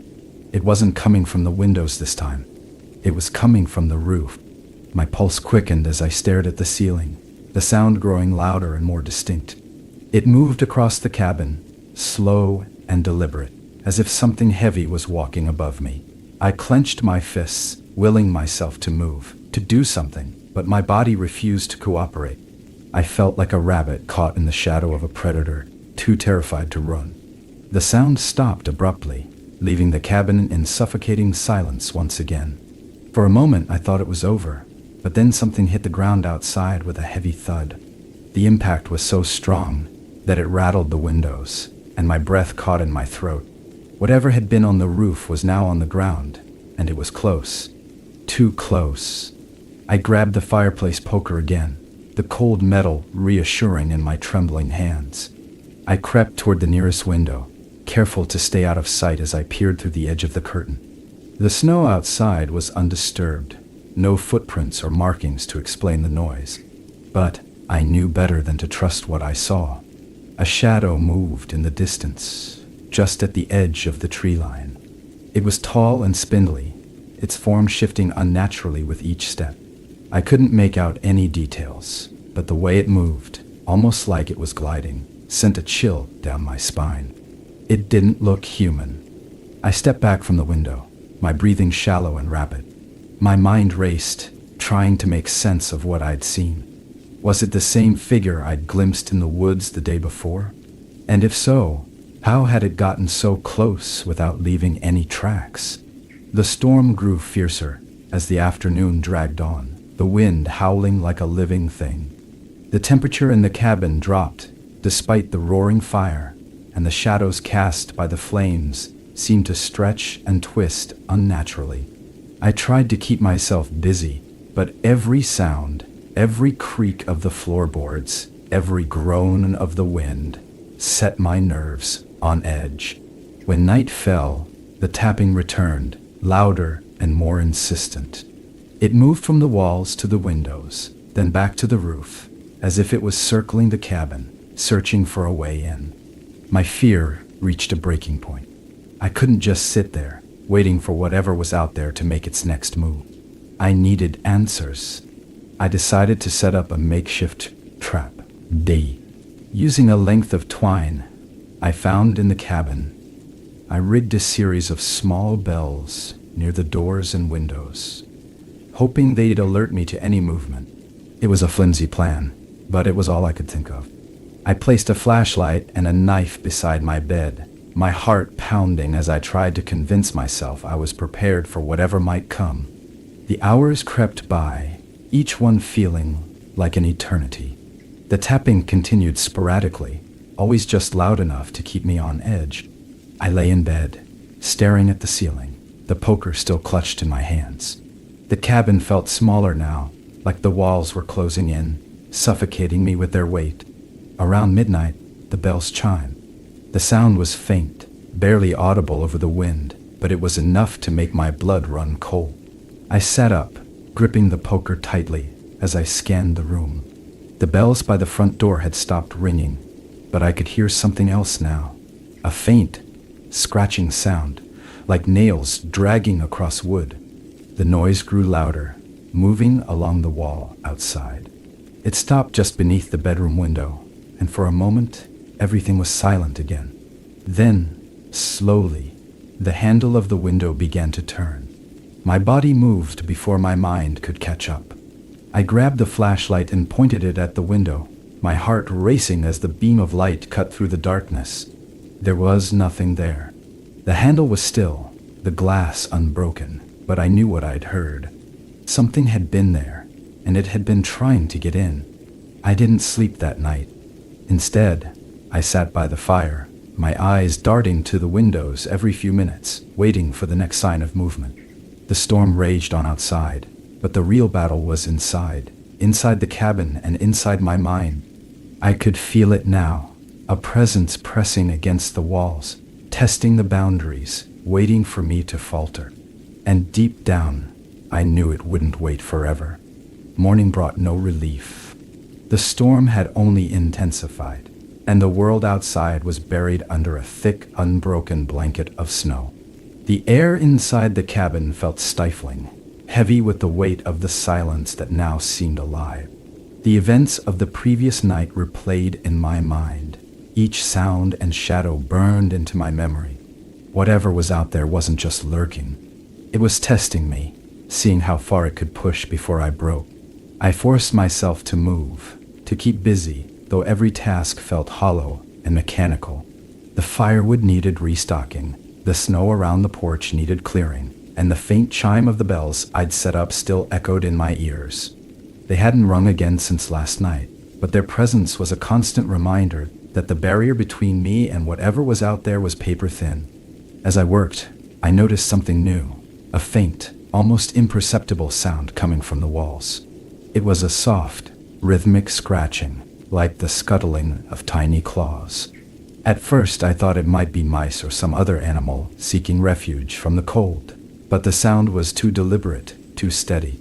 It moved along the walls, pausing occasionally before continuing, as though it was searching for something. I tried to ignore it, focusing instead on the fire, but my eyes kept drifting to the windows. I couldn't shake the feeling that I was being watched. The forest beyond the cabin was a sea of white, its trees standing like silent sentinels, their branches sagging under the weight of the snow. But as I stared, I noticed a strange pattern forming in the snowdrifts near the edge of the clearing, lines and curves that seemed almost deliberate, like symbols carved into the landscape. I stepped outside to get a better look, the cold air biting at my skin as I approached the edge of the clearing. The symbols were intricate, swirling patterns that seemed to radiate outward from a central point. They were far too precise to be the result of the wind or animals, and the sight of them sent a chill down my spine. I didn't want to linger, but as I turned to head back to the cabin, I saw something that made my blood run cold. A figure stood at the edge of the forest, its shape barely discernible through the swirling snow. It was tall, impossibly tall, with limbs that seemed too long and too thin. It didn't move, but I could feel its gaze on me, heavy and oppressive, as though it was studying me. My breath caught in my throat, and I stumbled back, my boots slipping on the icy ground. When I looked again, the figure was gone. I ran back to the cabin, slamming the door shut behind me and locking it. My chest heaved as I tried to catch my breath, the cold air still burning in my lungs. The cabin felt darker now, the shadows deeper and more menacing. The fire in the hearth sputtered, its light flickering weakly against the encroaching gloom. I threw another log onto the flames, desperate to push back the darkness, but it didn't help. The light only seemed to make the shadows dance more erratically, their movements jerky and unnatural. As the hours dragged on, the scratching sound in the walls grew louder, more insistent. It was no longer confined to one area. It seemed to come from all around me, as though the cabin itself was alive, its wooden frame groaning under the weight of an unseen force. I tried to block it out, but the sound burrowed into my mind, each scrape a dagger against my sanity. Then, as night fell, the power went out. The sudden darkness was suffocating, and for a moment, I was paralyzed. The only light came from the dying embers of the fire, casting faint, flickering shadows that seemed to shift and twist on their own. I fumbled for the flashlight I'd left by the hearth, its beam cutting through the darkness with an unnatural starkness. The cabin was eerily quiet now, the scratching sound replaced by an oppressive stillness. I swept the flashlight across the room, its beam illuminating the walls, the furniture, the windows. Everything was as it should be, but the silence felt wrong, like the calm before a storm. Then I saw it. A face, pale and featureless, pressed against the living room window. Its form was barely solid, more like a smudge of mist than flesh, but its presence was undeniable. My breath hitched as the face tilted slightly, as if it were trying to peer inside. I stumbled back, the flashlight slipping from my hand and clattering to the floor. By the time I scrambled to pick it up and pointed it back at the window, the face was gone. I spent the rest of the night huddled by the fire, the flashlight clutched tightly in my hands. Every creak and groan of the cabin made me jump, my eyes darting to the windows, the walls, the door. The fire burned low, its warmth fading, but I couldn't bring myself to move. I was afraid that if I did, something would take that as an invitation to come inside. When dawn finally broke, the cabin felt like a tomb. The silence was suffocating, and the air was heavy with the scent of smoke and fear. I didn't want to leave the safety of the hearth, but I knew I couldn't stay there forever. I forced myself to stand, my legs trembling as I moved toward the window to see if the storm had passed.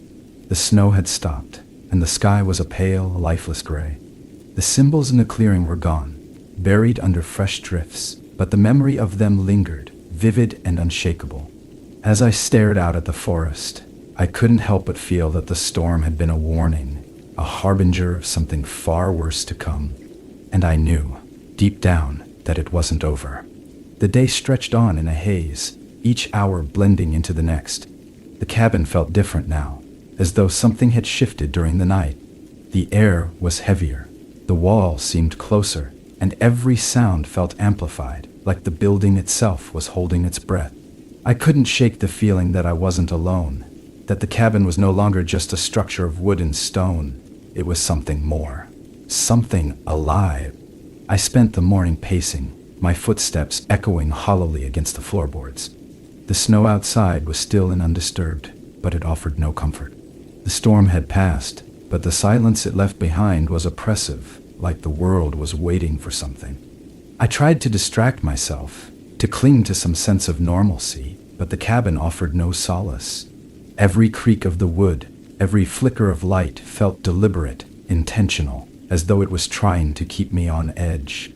And then I noticed the door. It wasn't there before.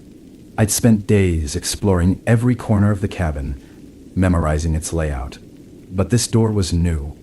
It was tucked away in a shadowed corner of the living room, its dark wood blending seamlessly with the wall. It was small and unassuming, with no handle or lock, just a faint outline etched into the wood. My heart pounded as I approached it, the air around me growing colder with each step. I ran my fingers along the edges, feeling the rough grain of the wood beneath my fingertips. It wasn't a trick of the light. The door was real. I pressed my ear against it, straining to hear anything beyond, but there was only silence. My stomach churned as I pulled back, the overwhelming urge to open it battling against the primal instinct to run. I didn't open it. Not yet. Instead, I retreated to the kitchen, my hands shaking as I poured myself a cup of coffee. The mug felt heavy in my hands, the warmth of the liquid doing little to calm my nerves. I stared at the door from across the room, my mind racing. Where had it come from? What was behind it? And why did it feel like it was waiting for me? The hours ticked by, and the door remained a looming presence, a black mark against the otherwise mundane interior of the cabin. I couldn't ignore it, no matter how hard I tried. Every time I turned away, I felt its pull, like a magnet drawing me closer. The cabin seemed to grow darker as the day wore on, the light from the windows dimming as though the sun itself was retreating. By the time night fell, I couldn't take it anymore. The door had become an obsession, its presence gnawing at my mind like a splinter I couldn't remove. I grabbed the flashlight, its cold metal comforting in my hand, and approached the door once more. The air around it was icy now, the temperature dropping the closer I got. My breath fogged in the dim light as I reached out, my fingers trembling as they brushed against the wood. The door opened on its own. The sound was soft, almost gentle, like a sigh escaping from the depths of the cabin. Darkness spilled out from the doorway, thick and impenetrable, swallowing the beam of my flashlight. I stepped back, my heart racing, but I couldn't look away. The darkness wasn't just an absence of light. It was something alive, something that pulsed and shifted like a living thing. And then I heard it, a voice, soft and distant, barely more than a whisper, but unmistakable. It called my name, drawing it out like a song.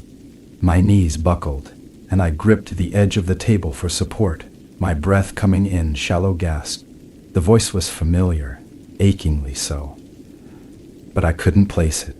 It was both comforting and terrifying, a paradox that left me frozen in place. The darkness began to spread, creeping across the floor like a shadow with no source. It moved with purpose, slow and deliberate, inching closer with every passing second. Bow. I tried to move, to run, but my body refused to obey. The voice grew louder, more insistent, and I realized it wasn't just calling my name. It was beckoning me, urging me to step into the void. I don't know what compelled me to move. Maybe it was curiosity, maybe it was fear, or maybe it was something else entirely. But I found myself taking a step forward, and then another, until I was standing at the threshold. The darkness enveloped me, wrapping around me like a cold, suffocating blanket. The voice was all I could hear now, its song resonating deep in my chest, filling every corner of my mind. The ground disappeared beneath my feet, and I was falling. The sensation was both weightless and crushing, like being pulled in every direction at once. The darkness became everything, endless and consuming, and the voice transformed into a cacophony of whispers, each one overlapping the next until they became a single, deafening roar. And then, just as suddenly as it began, it stopped. I found myself standing in the middle of the living room, the door gone, as though it had never existed. The cabin was quiet again, the fire crackling softly in the hearth, the shadows dancing innocently against the walls. But something was different. The air felt lighter, the oppressive weight that had haunted me for days lifted. I should have felt relieved, but instead I felt hollow, like a piece of me had been taken and replaced with something foreign. I stepped outside, the snow crunching softly beneath my boots as I looked out at the forest. The world was still, the trees standing silent and motionless under the pale light of the moon. For the first time since I'd arrived, the silence didn't feel oppressive. It felt peaceful, almost serene. But deep down, I knew the truth. The cabin hadn't let me go. Not really. It had given me a reprieve, a momentary escape, but it was still there, waiting, watching. And one day, it would call me back. Because once you enter Snow Hollow, you never truly leave.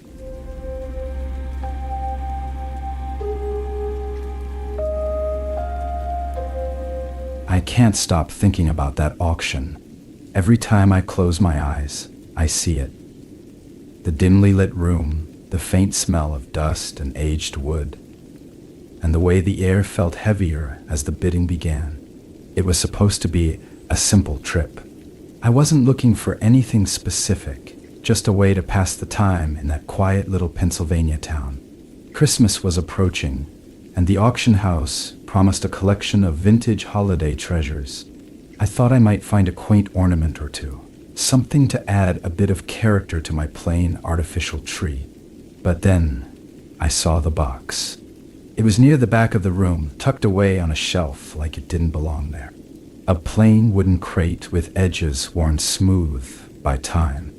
The auctioneer didn't even call much attention to it, just an offhand mention of a set of hand-painted glass ornaments. But when the crate was opened and the contents revealed, I felt a strange pull, as though the room itself had tilted slightly toward it. The ornaments were exquisite, each one a work of art. 8 glass spheres, each about the size of an apple, painted with intricate scenes of Christmas. One depicted a snowy village with twinkling lights in every window. Another showed a sleigh pulled by horses over a frozen lake, their reflection shimmering on the glass surface. Each one was so detailed, so alive, that it felt like you could reach inside and touch the world they depicted. I wasn't the only one who noticed. The murmurs in the room grew louder as people leaned in to get a better look. But as quickly as the interest rose, it faded. The auctioneer, almost impatient, called for bids, but no one raised a hand. I couldn't understand it. How could something so beautiful draw so little attention? When I raised my paddle, my bid was the only one. The crate was mine for $50. Driving home that night, the box of ornaments felt heavier than it should have, like it carried more than just glass and paint. The roads were slick with fresh snow, and the headlights of my car cast long shadows across the trees lining the highway.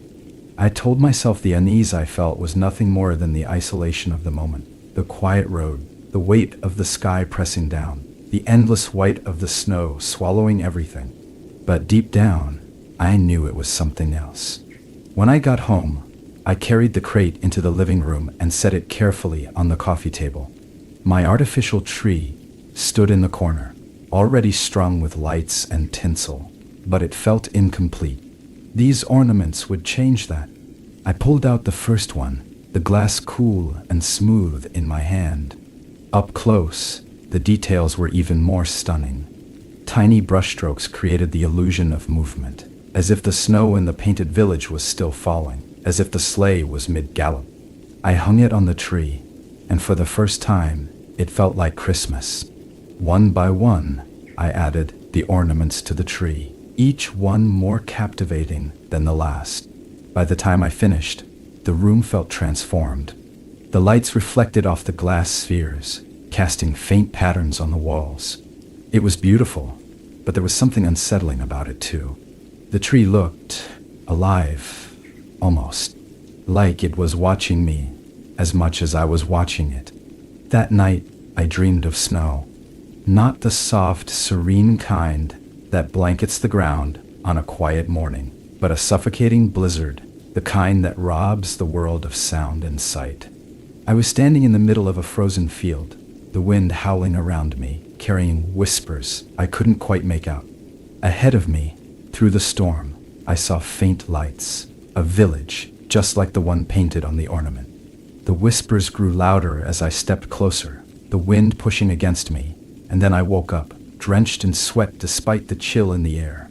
The ornaments were the first thing I saw when I opened my eyes. In the pale light of dawn, they looked different. The scenes inside them seemed to have shifted, though I couldn't say how. I told myself it was a trick of the light, that my half-asleep mind was playing games. But the feeling of unease clung to me like frost.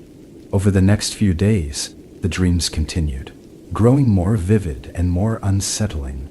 I wasn't just seeing the scenes from the ornaments anymore.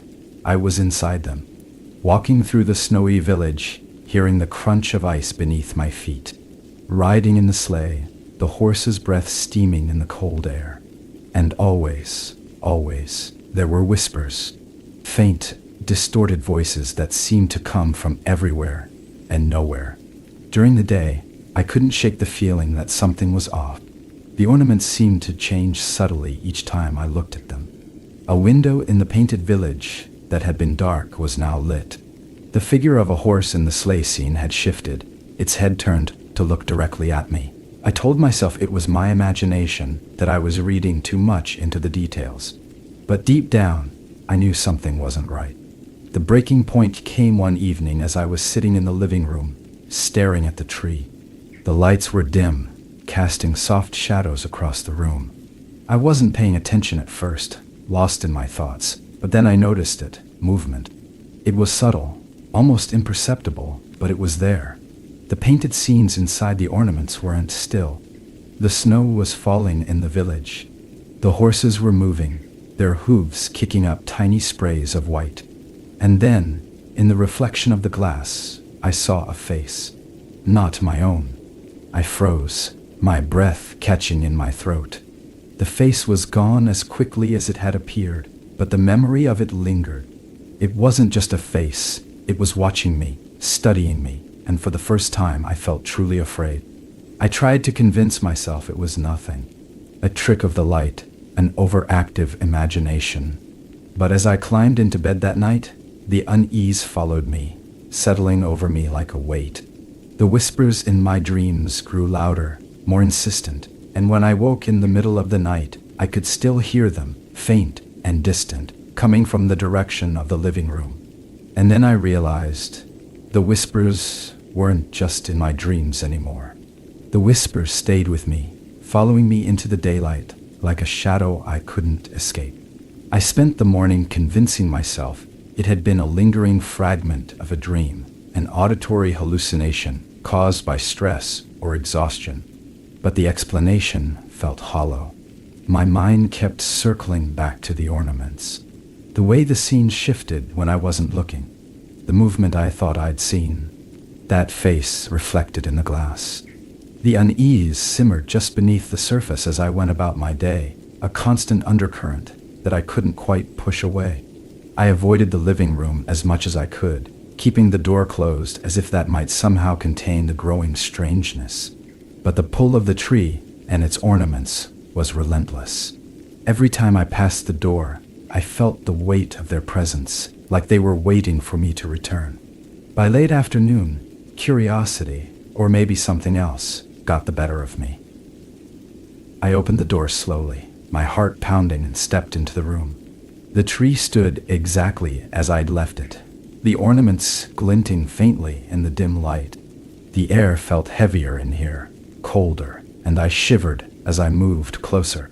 I don't know what I was expecting, but the stillness of the room was almost more unnerving than movement would have been. I crouched in front of the tree, studying the ornaments one by one. They looked the same at first glance, but as I stared, I noticed subtle differences. The village scene, once serene, now seemed darker, the windows of the houses glowing with an eerie red light. In the sleigh scene, the horses looked strained, their bodies taut and muscles rippling as though they were running from something. Then I saw the new one. It hadn't been there before. I was certain of that. The ornament was slightly larger than the others, its surface etched with frost-like patterns that caught the light and refracted it in strange, unnatural ways. Inside was a scene I didn't recognize, a dense forest blanketed in snow, with a single narrow path winding through the trees. At first, it seemed empty, but as I tilted the ornament, a figure appeared at the edge of the path, almost hidden among the shadows. My breath caught in my throat. The figure was indistinct, more of a silhouette than anything else, but its presence was unmistakable. It stood unnaturally still, its form too tall and too narrow, like it had been stretched. I tilted the ornament back, and the figure was gone. Tilted it again, and it was there. The whispers started up again, faint and distant, just on the edge of hearing. They didn't sound like they were coming from inside my head this time. They were coming from the tree. I stood up abruptly, my pulse racing, and stepped back. The whispers faded, leaving the room in an oppressive silence. I turned and left, slamming the door shut behind me. My hands were shaking as I gripped the doorknob, holding it tightly as though that would keep whatever was in there from following me. The logical part of my mind screamed at me to throw the ornaments away, to take the whole tree outside and burn it. But the thought of destroying them filled me with an inexplicable dread, as though they wouldn't let me, as though they wouldn't let go. That night, the whispers came back with a vengeance. They started softly, like before, but they grew louder, more insistent. I buried my head under the pillow, but the sound seeped through, filling the room like a rising tide. I could almost make out words now, though they were fragmented and jumbled, slipping through my grasp as soon as I tried to focus on them. And then the lights flickered. I froze, the whispers cutting off abruptly as the room was plunged into darkness. The air felt wrong, thick and heavy, like the atmosphere before a storm. I sat up slowly, my breath fogging in the suddenly frigid air, and looked toward the door. A faint light seeped through the crack beneath it, flickering like candlelight. The tree. I didn't want to go back in there. Every nerve in my body screamed at me to stay put, to lock the door and wait for morning. But I knew the whispers wouldn't stop. They would only get louder, more demanding, until I couldn't ignore them any longer.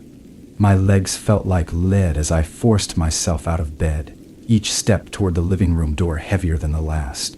The light grew brighter as I approached, casting long, jagged shadows across the hallway walls. My hand trembled as I reached for the doorknob, hesitating for a moment before turning it. The door creaked open, and I stepped inside. The room was bathed in an eerie, golden glow. The ornaments on the tree pulsed faintly, their light shifting and swirling as though something inside them was alive. The new ornament, the one with the forest, was the brightest of them all. Its light spilled out onto the floor, forming strange, twisting patterns that seemed to writhe and move as I watched. I stepped closer, drawn to it, despite the fear clawing at my chest. The figure in the forest was there again, clearer now. It had moved further down the path, closer to the foreground. I could make out more details, the way its arms hung too long at its sides, the unnatural angle of its head. And then it moved. The figure tilted its head slowly, deliberately, as though it were looking at me. My stomach lurched, and I stumbled back, my foot catching on the edge of the rug. The ornament began to vibrate, a low hum emanating from within it that grew louder and louder until it filled the room. The other ornaments joined in, their lights pulsing in time with the sound. And then, just as suddenly as it started, it stopped. The room went dark, the ornaments dimming to nothingness. I sat there on the floor, gasping for breath, the silence pressing down on me like a weight. The only sound was the faint crackle of the dying fire in the hearth. I didn't sleep that night. I couldn't. The image of the figure in the forest was burned into my mind, its unnatural movements replaying over and over again. Every time I closed my eyes, I didn't know what was happening, but one thing was clear. The ornaments weren't just decorations. They were something else entirely.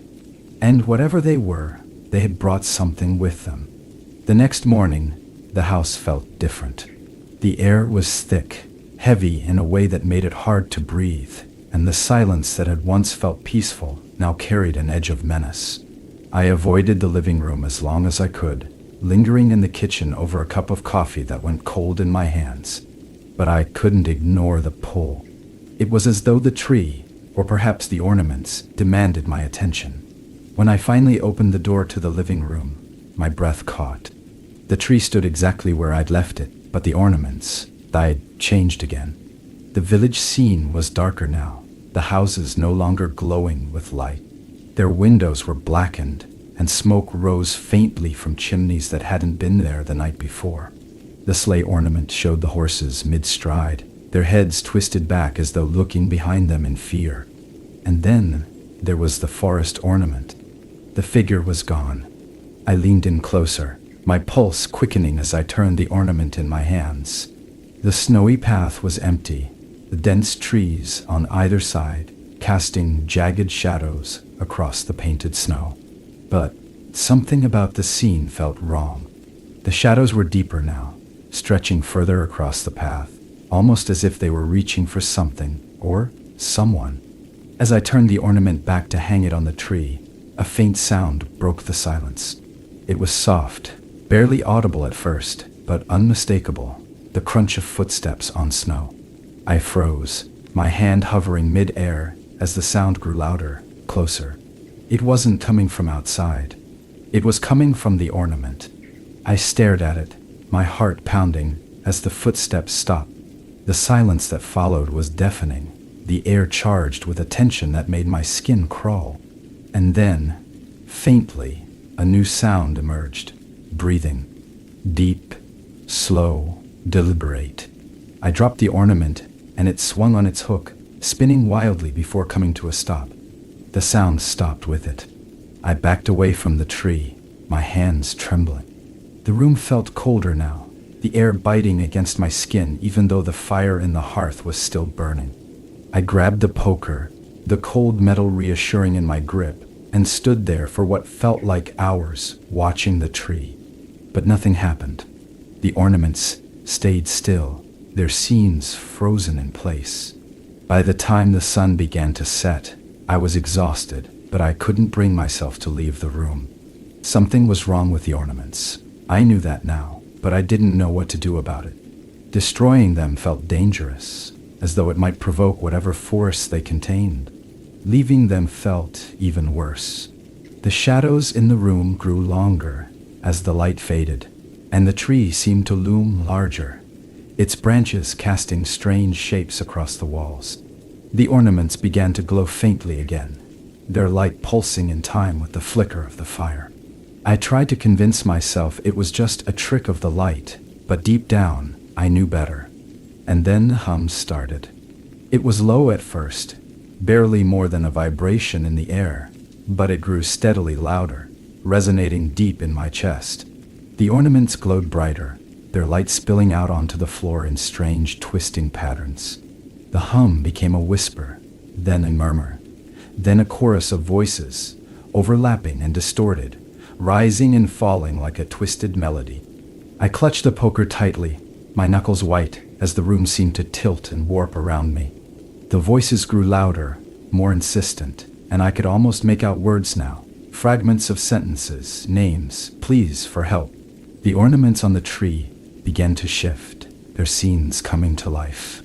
The village burned, flames licking at the rooftops as shadowy figures ran through the streets. The sleigh careened wildly across the ice, the horses straining against their harnesses as something dark and shapeless loomed behind them. And then, in the forest ornament, the figure returned. It stood at the center of the path now, its head tilted at an unnatural angle as though studying me. The shadows around it writhed and twisted, reaching out like tendrils of smoke. And then it moved. Slowly, deliberately, it stepped forward, its long, spindly arms stretching out as it came closer. I tried to look away, but I couldn't. My gaze was locked on the ornament, on the figure that was no longer just a painting, but something alive, something aware. The hum stopped abruptly and the room plunged into silence. The ornaments went dark, their light snuffed out like a candle. The tree stood still once more, its branches motionless, the ornaments reflecting the faint glow of the fire. But the sense of wrongness lingered, stronger than ever. I stumbled back, my chest heaving as I gasped for air. The poker clattered to the floor, the sound loud in the oppressive quiet. I turned and fled the room, slamming the door shut behind me and locking it for good measure. My hands were shaking so badly I could barely turn the key. That night, I didn't sleep. I stayed in the kitchen, the fire in the hearth my only source of light, as the whispers returned, faint and relentless, seeping through the walls like smoke. The ornaments were calling to me, and I knew it was only a matter of time before I answered. The hours passed slowly, each second dragging into the next. I couldn't bring myself to re-enter the living room. Even with the door shut and locked, I felt its presence pressing against the walls, seeping through the cracks like a cold draft. The ornaments weren't just objects anymore. They were something more, something alive. And they wanted me to know it. The whispers began again as the night deepened, faint at first, but growing louder, more insistent. They weren't coming from the living room this time. They were everywhere, threading through the house like an invisible web. I turned on every light, hoping to push back the darkness, but the glow only seemed to make the shadows deeper.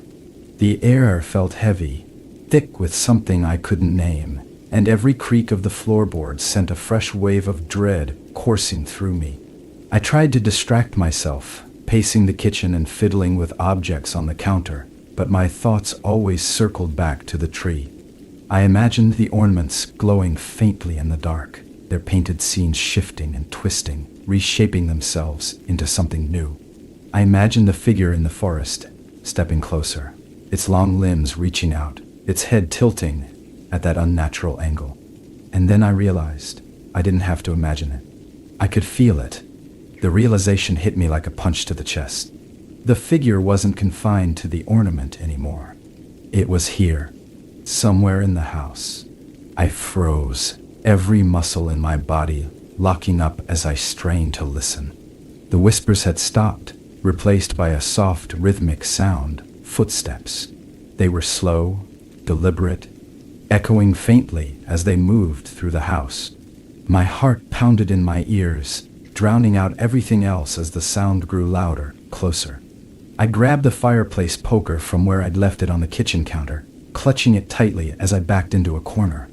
The footsteps stopped abruptly, leaving the house in suffocating silence. I held my breath, waiting, but nothing happened. And then, from somewhere behind me, I heard the faint creak of a door opening. I spun around, the poker raised, but the room was empty.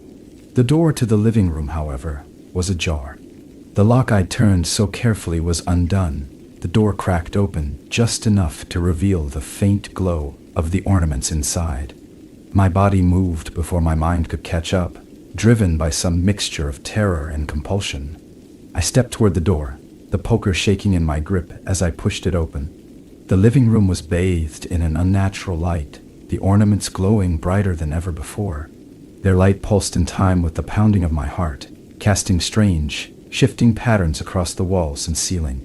The forest ornament was at the center of it all, its glow so intense it seemed to bleed out into the room. The figure was no longer on the path.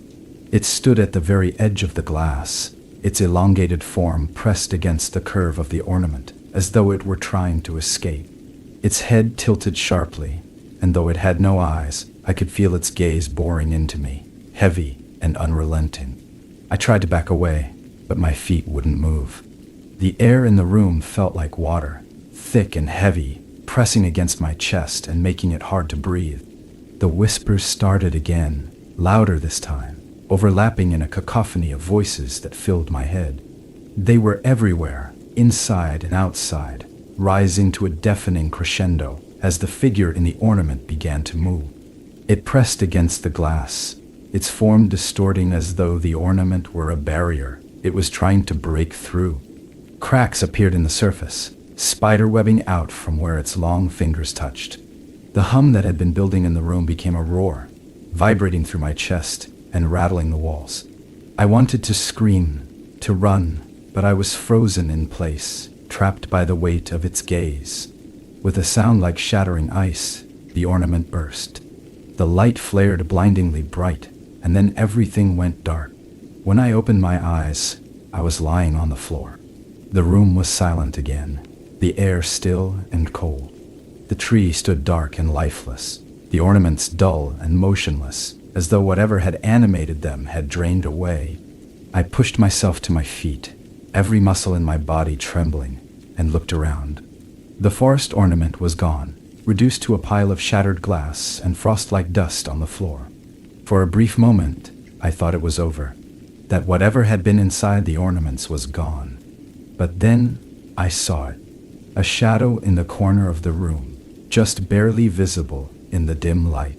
It was tall and thin, its form stretching unnaturally toward the ceiling. It didn't move, but I could feel it watching me, its presence filling the room like a cold fog.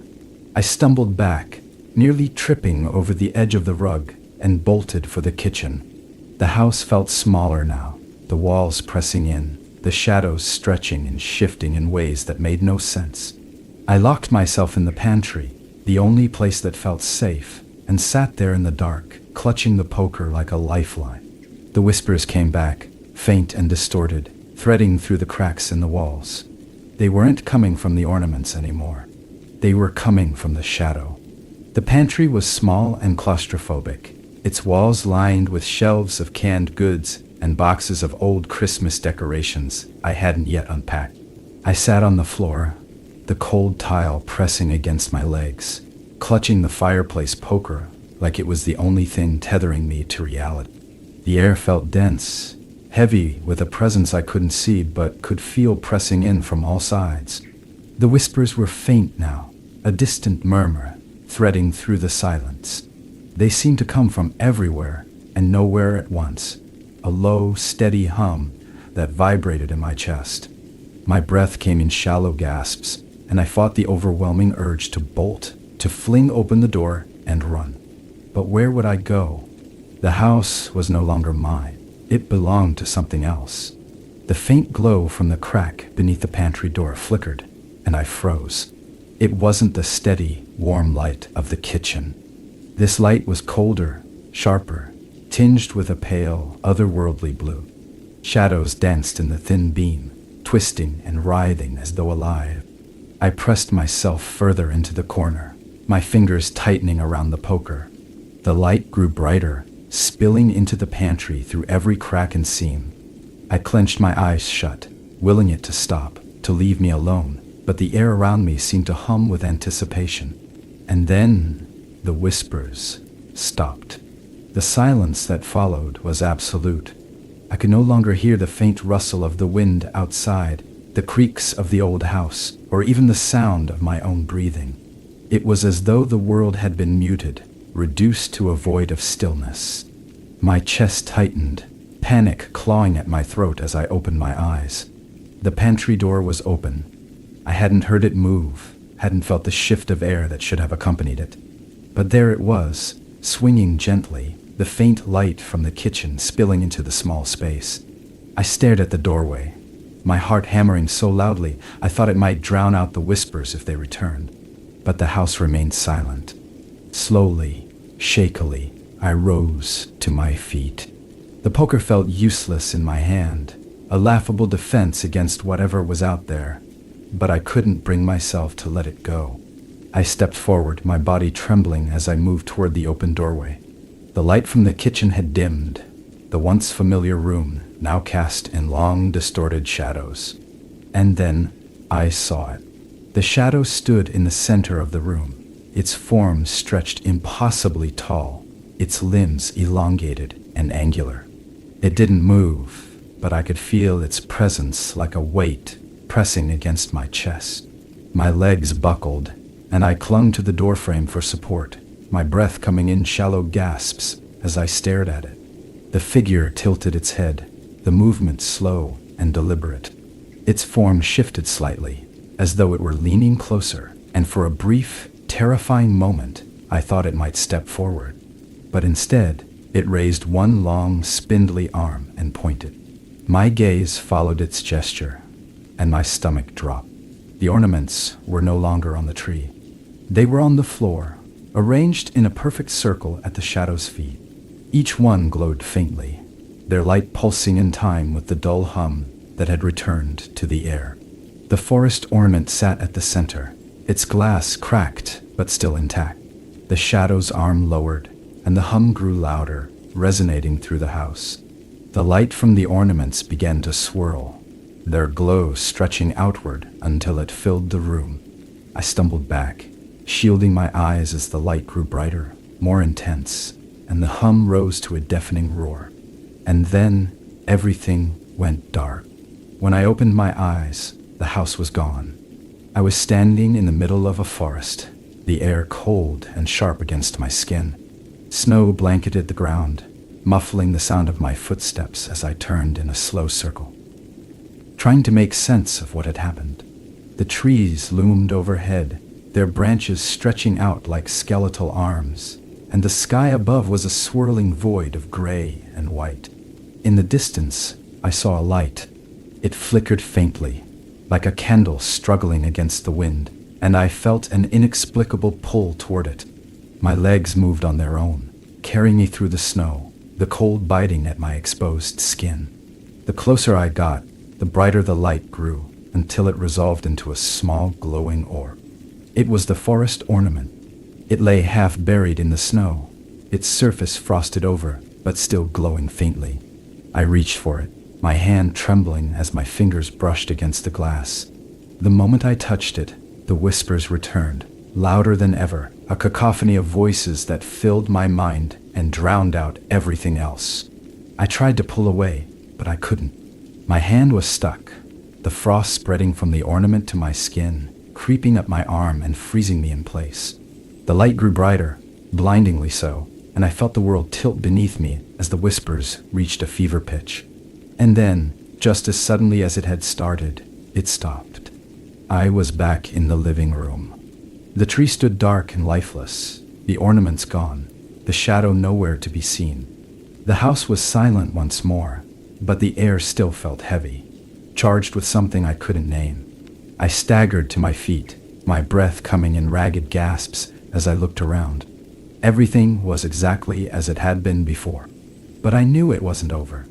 I turned toward the window, my heart sinking as I saw what lay beyond. The forest stretched out endlessly, its trees wrapped in snow, the same path I'd seen in the ornament winding through the darkness.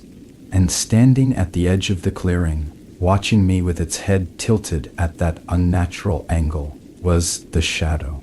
It hadn't left. It never would.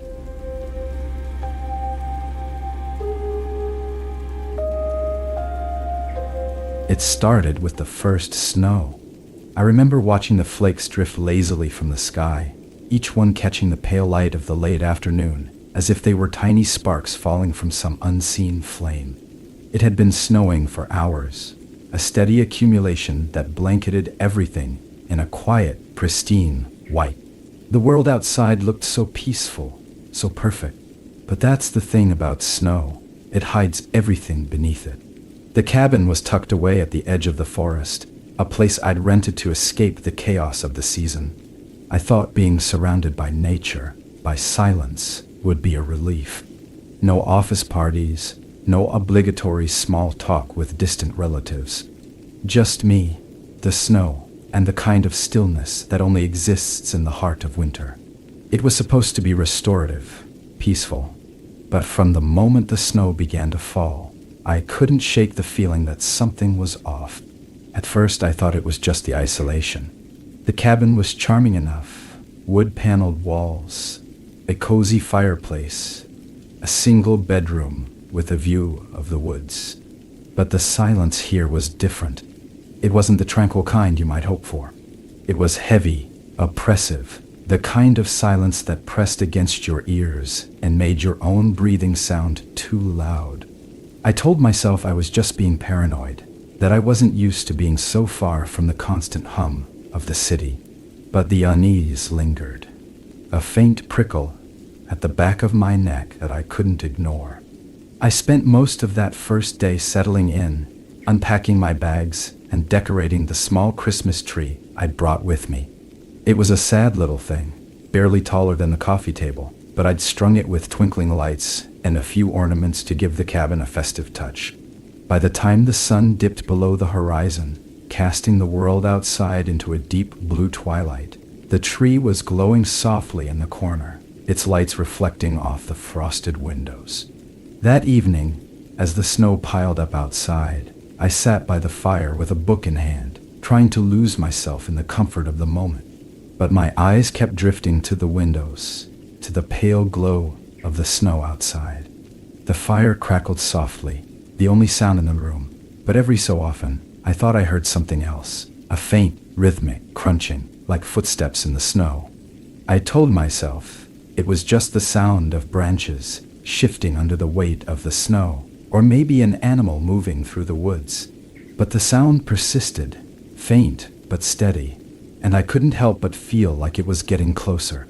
I set the book aside and stood, my gaze fixed on the window nearest the fireplace.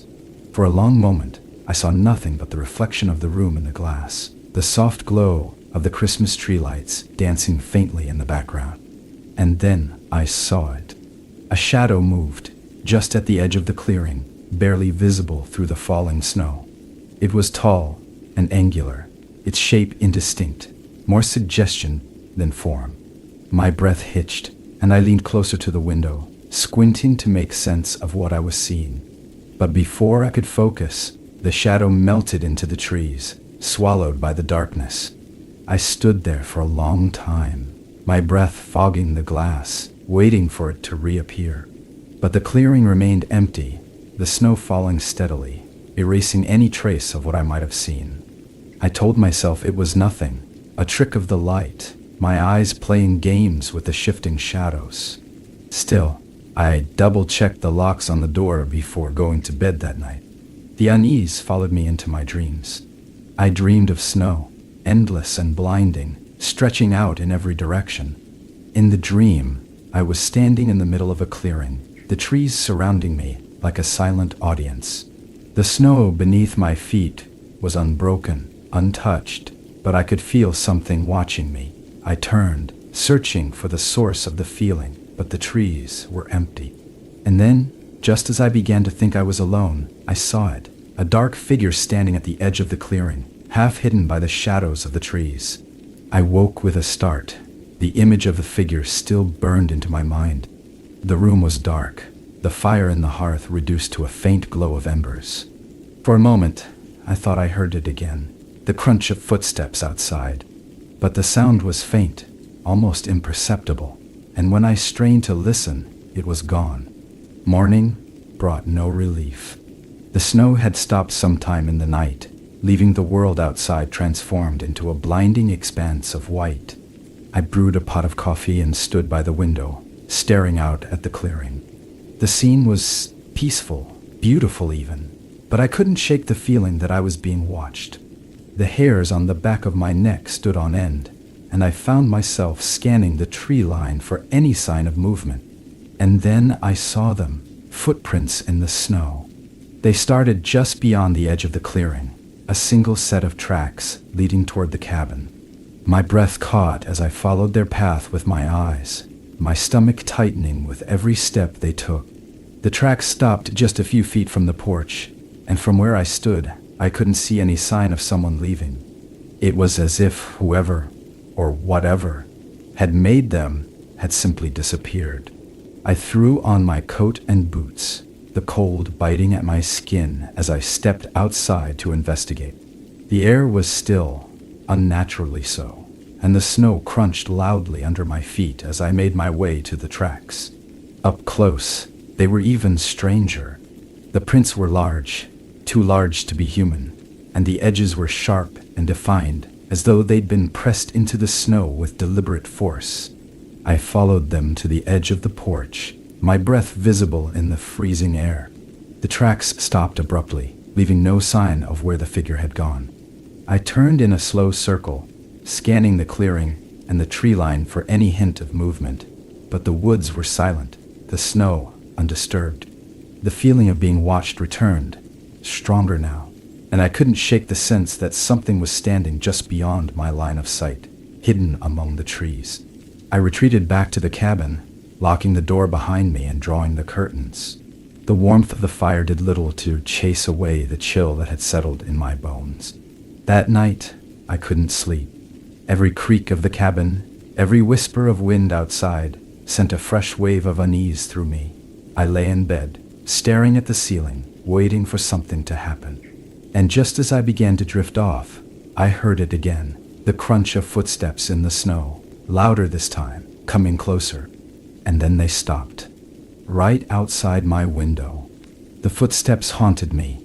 I stayed frozen in bed, my breath shallow, and my eyes fixed on the window. The sound was so distinct, so deliberate, that it was impossible to mistake it for anything else. Someone, or something, had walked right up to the side of the cabin and stopped. The silence that followed was oppressive, as though the entire world had paused to listen with me. Minutes stretched into hours. I told myself it was just an animal, a deer maybe, or some other harmless creature wandering too close to the cabin. But no matter how much I tried to rationalize it, I couldn't shake the image of those footprints I'd seen in the snow earlier. They weren't the tracks of any animal I'd ever seen, and they had led straight to the porch before vanishing. When the first light of dawn finally broke, I forced myself out of bed. The cabin was unnervingly quiet, the kind of silence that seemed to amplify every small sound. I hesitated before pulling back the curtain, half expecting to see a face staring back at me. But the clearing was empty, the snow undisturbed save for the faint outline of my own tracks from the day before. Still, I couldn't bring myself to feel relieved. The unease had settled deep in my chest, a constant pressure that made it hard to breathe. I threw on my coat and boots and stepped outside, the cold air biting at my face as I scanned the clearing. My eyes were drawn immediately to the ground beneath the window. The footprints were back. They were clearer this time, their sharp edges pressed into the fresh snow. They started at the edge of the tree line and led straight to the window where I had heard the footsteps stop. But what chilled me the most was the way they ended, abruptly, as though whoever had made them had simply vanished into thin air. There were no retreating tracks, no signs of movement beyond that final step. I crouched down to examine them more closely, my breath fogging in the freezing air. The prints were massive, far larger than my own, with a shape that didn't quite resemble a human foot. The edges were too sharp, too precise, as if they'd been stamped into the snow rather than pressed by weight. My stomach twisted as I realized that the snow around the prints was untouched. It was as though the tracks had appeared there fully formed, without any sign of a journey to or from the spot. I backed away, my pulse racing, and retreated into the cabin, bolting the door behind me. My hands trembled as I lit the fire, the warmth doing little to chase away the chill that had settled in my bones. Every instinct screamed at me to leave, to pack my things and drive as far from this place as possible. But the snow was too deep, the roads too treacherous. I was trapped, at least for now. The hours dragged on, each one heavier than the last. I tried to distract myself, cleaning the already spotless cabin and flipping through the stack of books I'd brought with me, but my mind kept drifting back to the footprints. I found myself glancing at the window every few minutes, half expecting to see something or someone standing there. But the clearing remained empty, the snow falling steadily, erasing all traces of the tracks. By the time night fell, the unease had grown into full-blown dread. The cabin felt smaller now, its walls pressing in around me, the shadows stretching longer with each flicker of the firelight. I turned on every light in the house, desperate to banish the darkness, but it didn't help. The heavy silence lingered, broken only by the occasional creak of the old wooden beams. And then the whispers began. At first, I thought it was the wind. The faint, rhythmic sound seemed to rise and fall with the gusts, threading through the stillness like a distant melody. But as I listened more closely, I realized it wasn't random. The sounds were too deliberate, too patterned, almost like words spoken just out of reach. They came from outside, faint but insistent, carrying through the cold air like a warning. I pressed myself against the window, peering out into the dark. The snow reflected the glow of the porch light, casting the clearing in an eerie, muted light. For a long moment, I saw nothing. Just the endless expanse of white, the dark silhouette of the trees, and the faint shimmer of falling snow. And then I saw it. A figure stood at the edge of the clearing, barely visible through the swirling snow. It was tall and thin, its form shrouded in shadow, and it didn't move. My heart pounded as I stared at it, willing it to disappear, but it remained rooted to the spot, its head tilted slightly as though it were watching me. I stumbled back from the window, my chest heaving as I tried to catch my breath. When I looked again, the figure was gone. The clearing was empty, the snow undisturbed, but the whispers remained, growing louder now, more urgent. I don't remember much of the rest of that night. The fear had taken hold of me completely, clouding my thoughts and making it impossible to focus. I sat by the fire, gripping the poker like it was some kind of weapon, my eyes darting to the windows with every creak of the cabin. The whispers eventually faded, leaving the house in an unbearable silence, but I couldn't shake the feeling that I wasn't alone. When morning came, I ventured outside again, hoping to find some explanation, some sign that what I'd seen was just a trick of the light. But the snow told a different story. The footprints were back, leading from the edge of the tree line to the porch. This time, they didn't vanish. They continued up the steps and stopped directly in front of the door. And next to them, carved into the snow, was a single word. Welcome. The word etched in the snow stayed with me all morning, haunting me like a half-remembered nightmare. Welcome. It was so deliberate, so intentional, that I couldn't dismiss it as a coincidence. Someone, or something, wanted me to know they were here. Or worse, they wanted me to feel like I belonged here. I tried to tell myself it was a prank. Maybe a local teenager had wandered up to the cabin in the night, hoping to scare me. But deep down, I knew better. The footprints, the way they materialized without any trace of retreat, the word carved so cleanly into the snow, it wasn't human. At least, not in any way I understood. I spent the day trying to convince myself that I was imagining things. I scrubbed the kitchen counters until they gleamed, rearranged the books on the coffee table, and chopped wood for the fire, even though the pile by the hearth was already more than enough. But no matter how hard I worked, I couldn't shake the feeling of being watched. Every so often, I'd catch myself glancing toward the window, half expecting to see that figure standing at the edge of the clearing again. The snow fell steadily all day, soft and relentless, and by mid-afternoon, the word in the snow had been covered, erased as though it had never been there.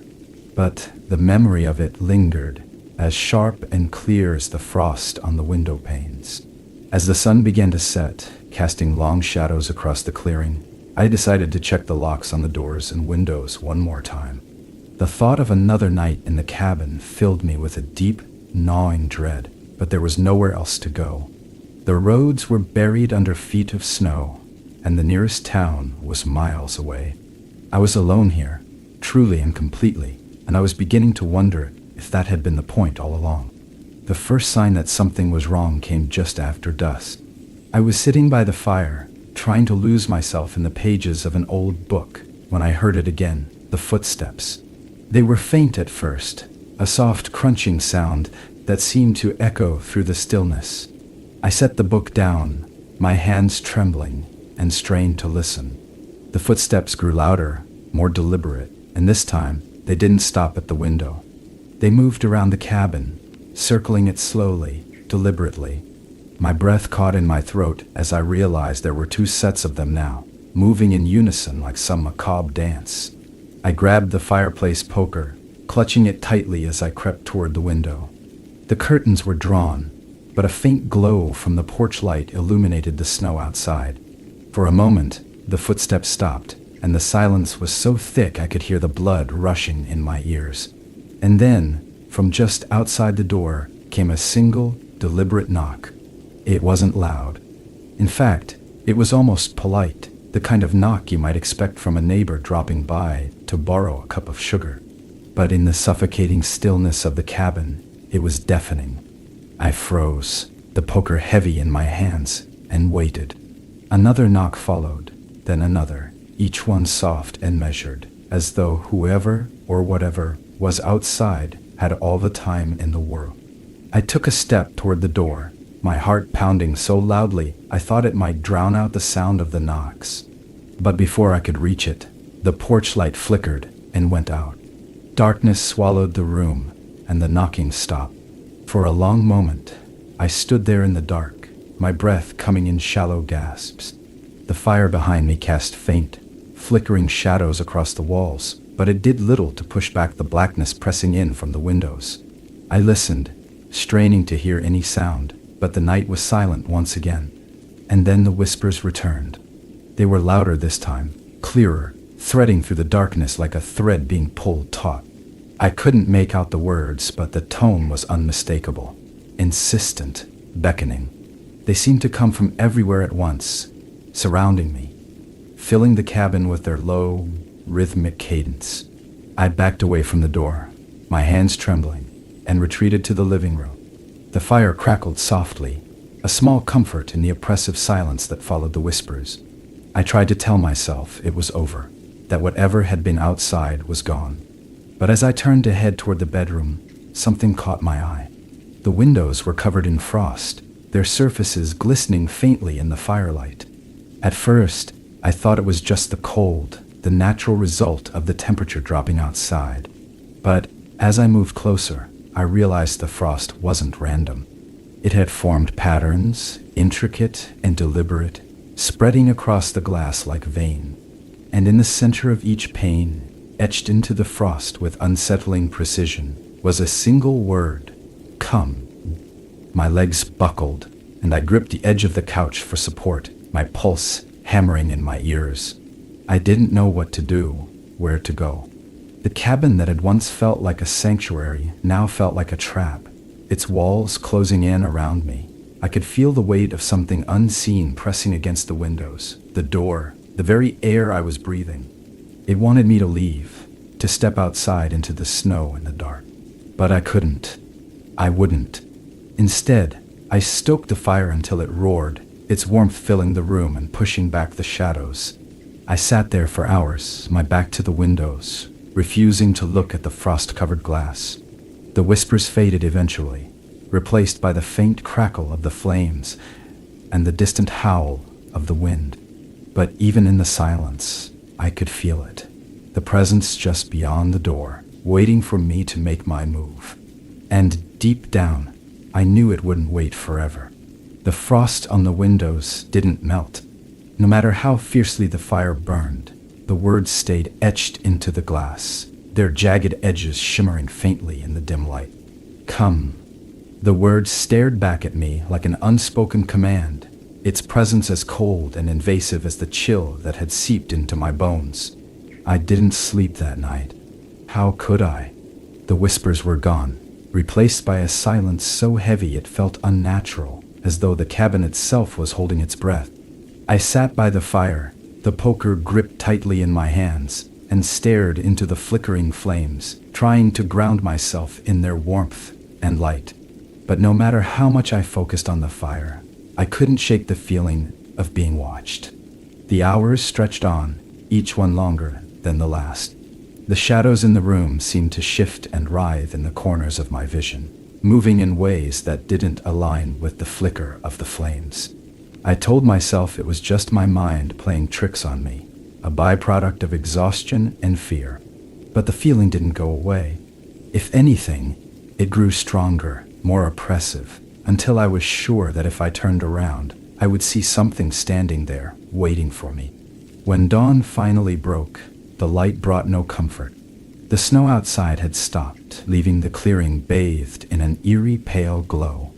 The word on the window remained, untouched by the rising sun, and the air in the cabin was colder than ever. I wrapped myself in a blanket and stood by the window, staring out at the clearing. The footprints from the night before were gone, erased by the fresh snowfall, but the unease lingered like a shadow. I needed answers. I couldn't stay in the cabin any longer, waiting for whatever was out there to make its next move. I decided to follow the path through the woods that I'd seen on the first day, the one that wound its way deeper into the forest. It felt like the only option, the only way to understand what was happening. Or maybe it was something else, some pull I couldn't resist, drawing me toward the unknown. Bundling up against the cold, I stepped outside, the snow crunching loudly beneath my boots. The air was sharp and biting, each breath stinging my lungs as I made my way across the clearing. The forest loomed ahead, its dark branches twisted and gnarled, like skeletal hands reaching for the sky. As I stepped into the shadow of the trees, the world around me seemed to shift, the air growing heavier, the silence deeper. The path was faint, barely visible beneath the thick blanket of snow, but it was there. It wound through the trees, a narrow trail that seemed to lead nowhere and everywhere, all at once. I followed it without hesitation, the pull stronger now, more insistent. Each step took me further from the cabin, the safety of its walls fading into the distance until it was just a memory. The forest was unnaturally quiet. No birds, no rustling of animals in the underbrush, just the sound of my own footsteps and the steady thrum of my heart. The trees closed in around me, their branches arching overhead to form a canopy that blocked out the sky. The light grew dimmer, the shadows deeper, and the cold more intense. It wasn't the kind of cold that came from snow or wind. It was a cold that seeped into your very soul, hollowing you out from the inside. And then I saw it. At first, it was just a glimmer of light through the trees, faint and flickering, like a candle struggling against the wind. I quickened my pace, drawn to it despite the dread coiling in my chest. As I got closer, the light grew stronger, resolving into the faint outline of a house. It was small and weathered, its wooden walls warped and cracked with age, and its windows glowing with that strange, pale light. The house looked abandoned, its door hanging slightly ajar, but the light inside told a different story.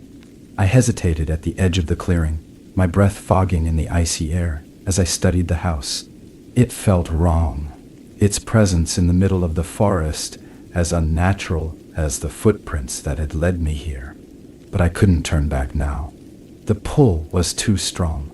As I stepped closer, the air grew colder still, each breath burning in my lungs. The door creaked open further as I approached, revealing the dim interior of the house. It was empty. At least, that's what I told myself at first. The single room was sparsely furnished, with a small table and chair near the center and a fireplace that hadn't been lit in years. But the light was everywhere, emanating from the very walls, casting long, shifting shadows that danced across the floor. And then I saw it. In the corner of the room, half hidden in the shadows, stood a figure. It was tall and thin, its limbs impossibly long, and its head tilted at an unnatural angle. It didn't move, didn't breathe, but I could feel its gaze, heavy and unrelenting, pressing against me like a physical force. My knees buckled, and I stumbled back, my breath hitching in my throat as I tried to look away. But I couldn't. Its presence held me there, frozen, as the light around it pulsed and flickered like a heartbeat. The whispers returned, louder now, filling the room with their chaotic melody. They came from everywhere and nowhere, threading through the air like smoke. The figure shifted slightly, its head tilting further, as though studying me. And then, without warning, it took a step forward. The movement broke the spell. I turned and ran, my boots slipping on the icy floor as I stumbled out of the house and into the forest. The whispers followed me, growing louder, more insistent, until they were all I could hear. The trees blurred around me, their dark forms twisting and warping, as though the forest itself was alive, closing in on me, driving me forward. When I finally burst into the clearing, the cabin was waiting for me, its windows dark and lifeless. I slammed the door shut behind me and collapsed against it, my chest heaving as I tried to catch my breath. The whispers faded, leaving the cabin in suffocating silence once more. But I knew it wasn't over. Something had followed me back. The cabin was no longer a refuge.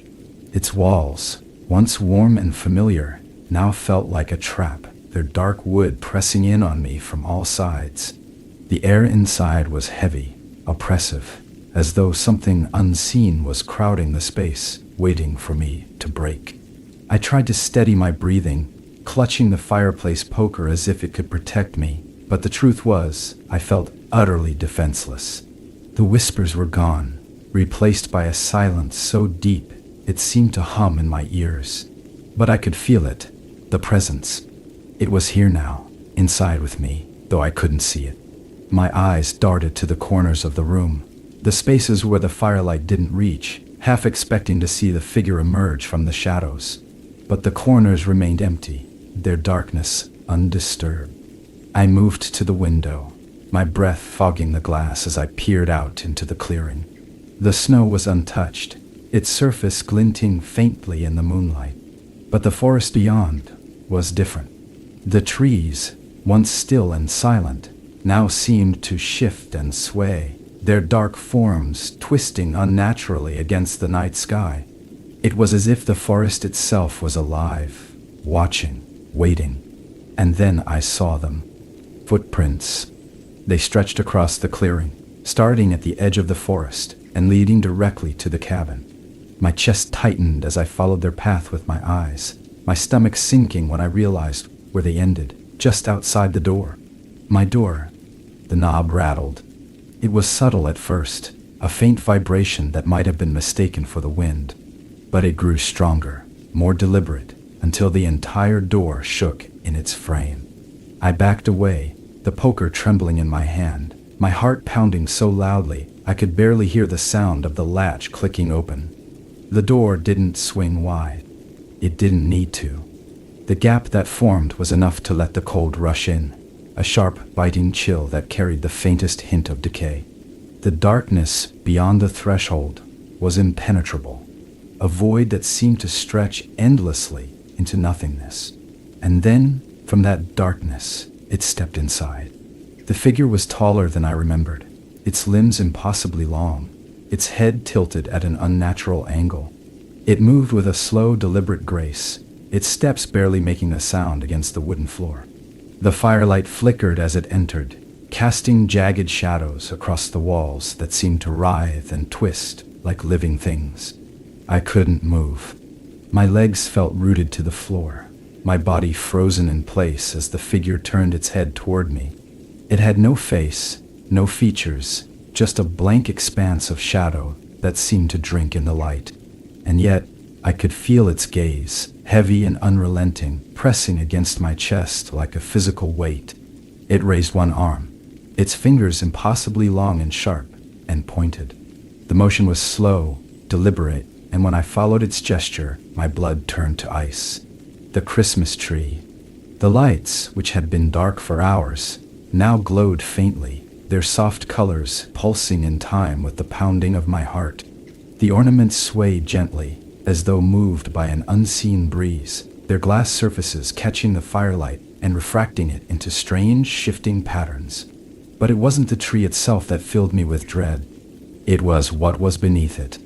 The box was wrapped in plain brown paper, tied with a frayed ribbon that looked as though it had been plucked from the bottom of an attic trunk. It hadn't been there before. I was certain of that. The sight of it filled me with an overwhelming sense of wrongness, as though the air around it was vibrating with a frequency I couldn't hear. The figure stepped closer, its movements slow and fluid, almost hypnotic. It gestured again, a silent command, and I understood. It wanted me to open the box. My hands trembled as I approached the tree, the poker slipping from my grip and clattering to the floor. The sound was deafening in the silence, but the figure didn't react. Its blank face remained fixed on me, its presence as suffocating as the air in the room. I reached for the box, my fingers brushing against the coarse paper, and the temperature in the cabin dropped even further. The ribbon fell away easily, the knot unraveling as though it had been waiting for me. I peeled back the paper, my breath hitching as the contents were revealed. Inside was a single ornament, its surface frosted and cracked, the glass shimmering faintly in the firelight. The scene inside was familiar, too familiar. It was the cabin.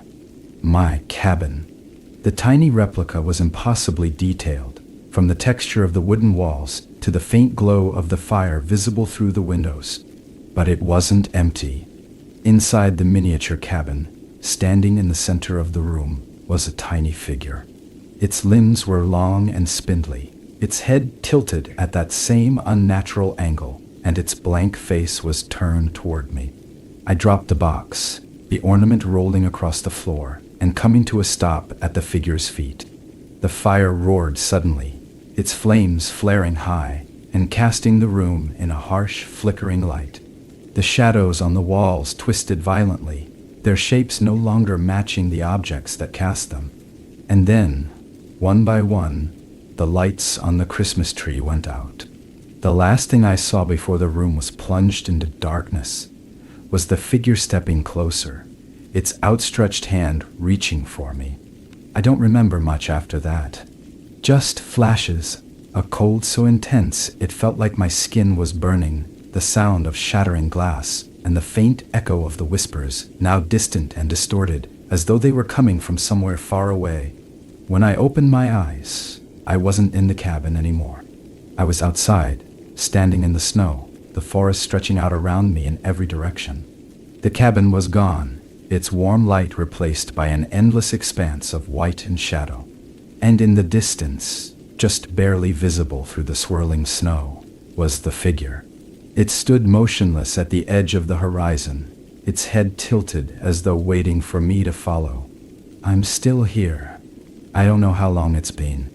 The days and nights blur together in this place, where the snow never stops falling and the air is always cold. I don't know if anyone will ever find this, or if it even matters.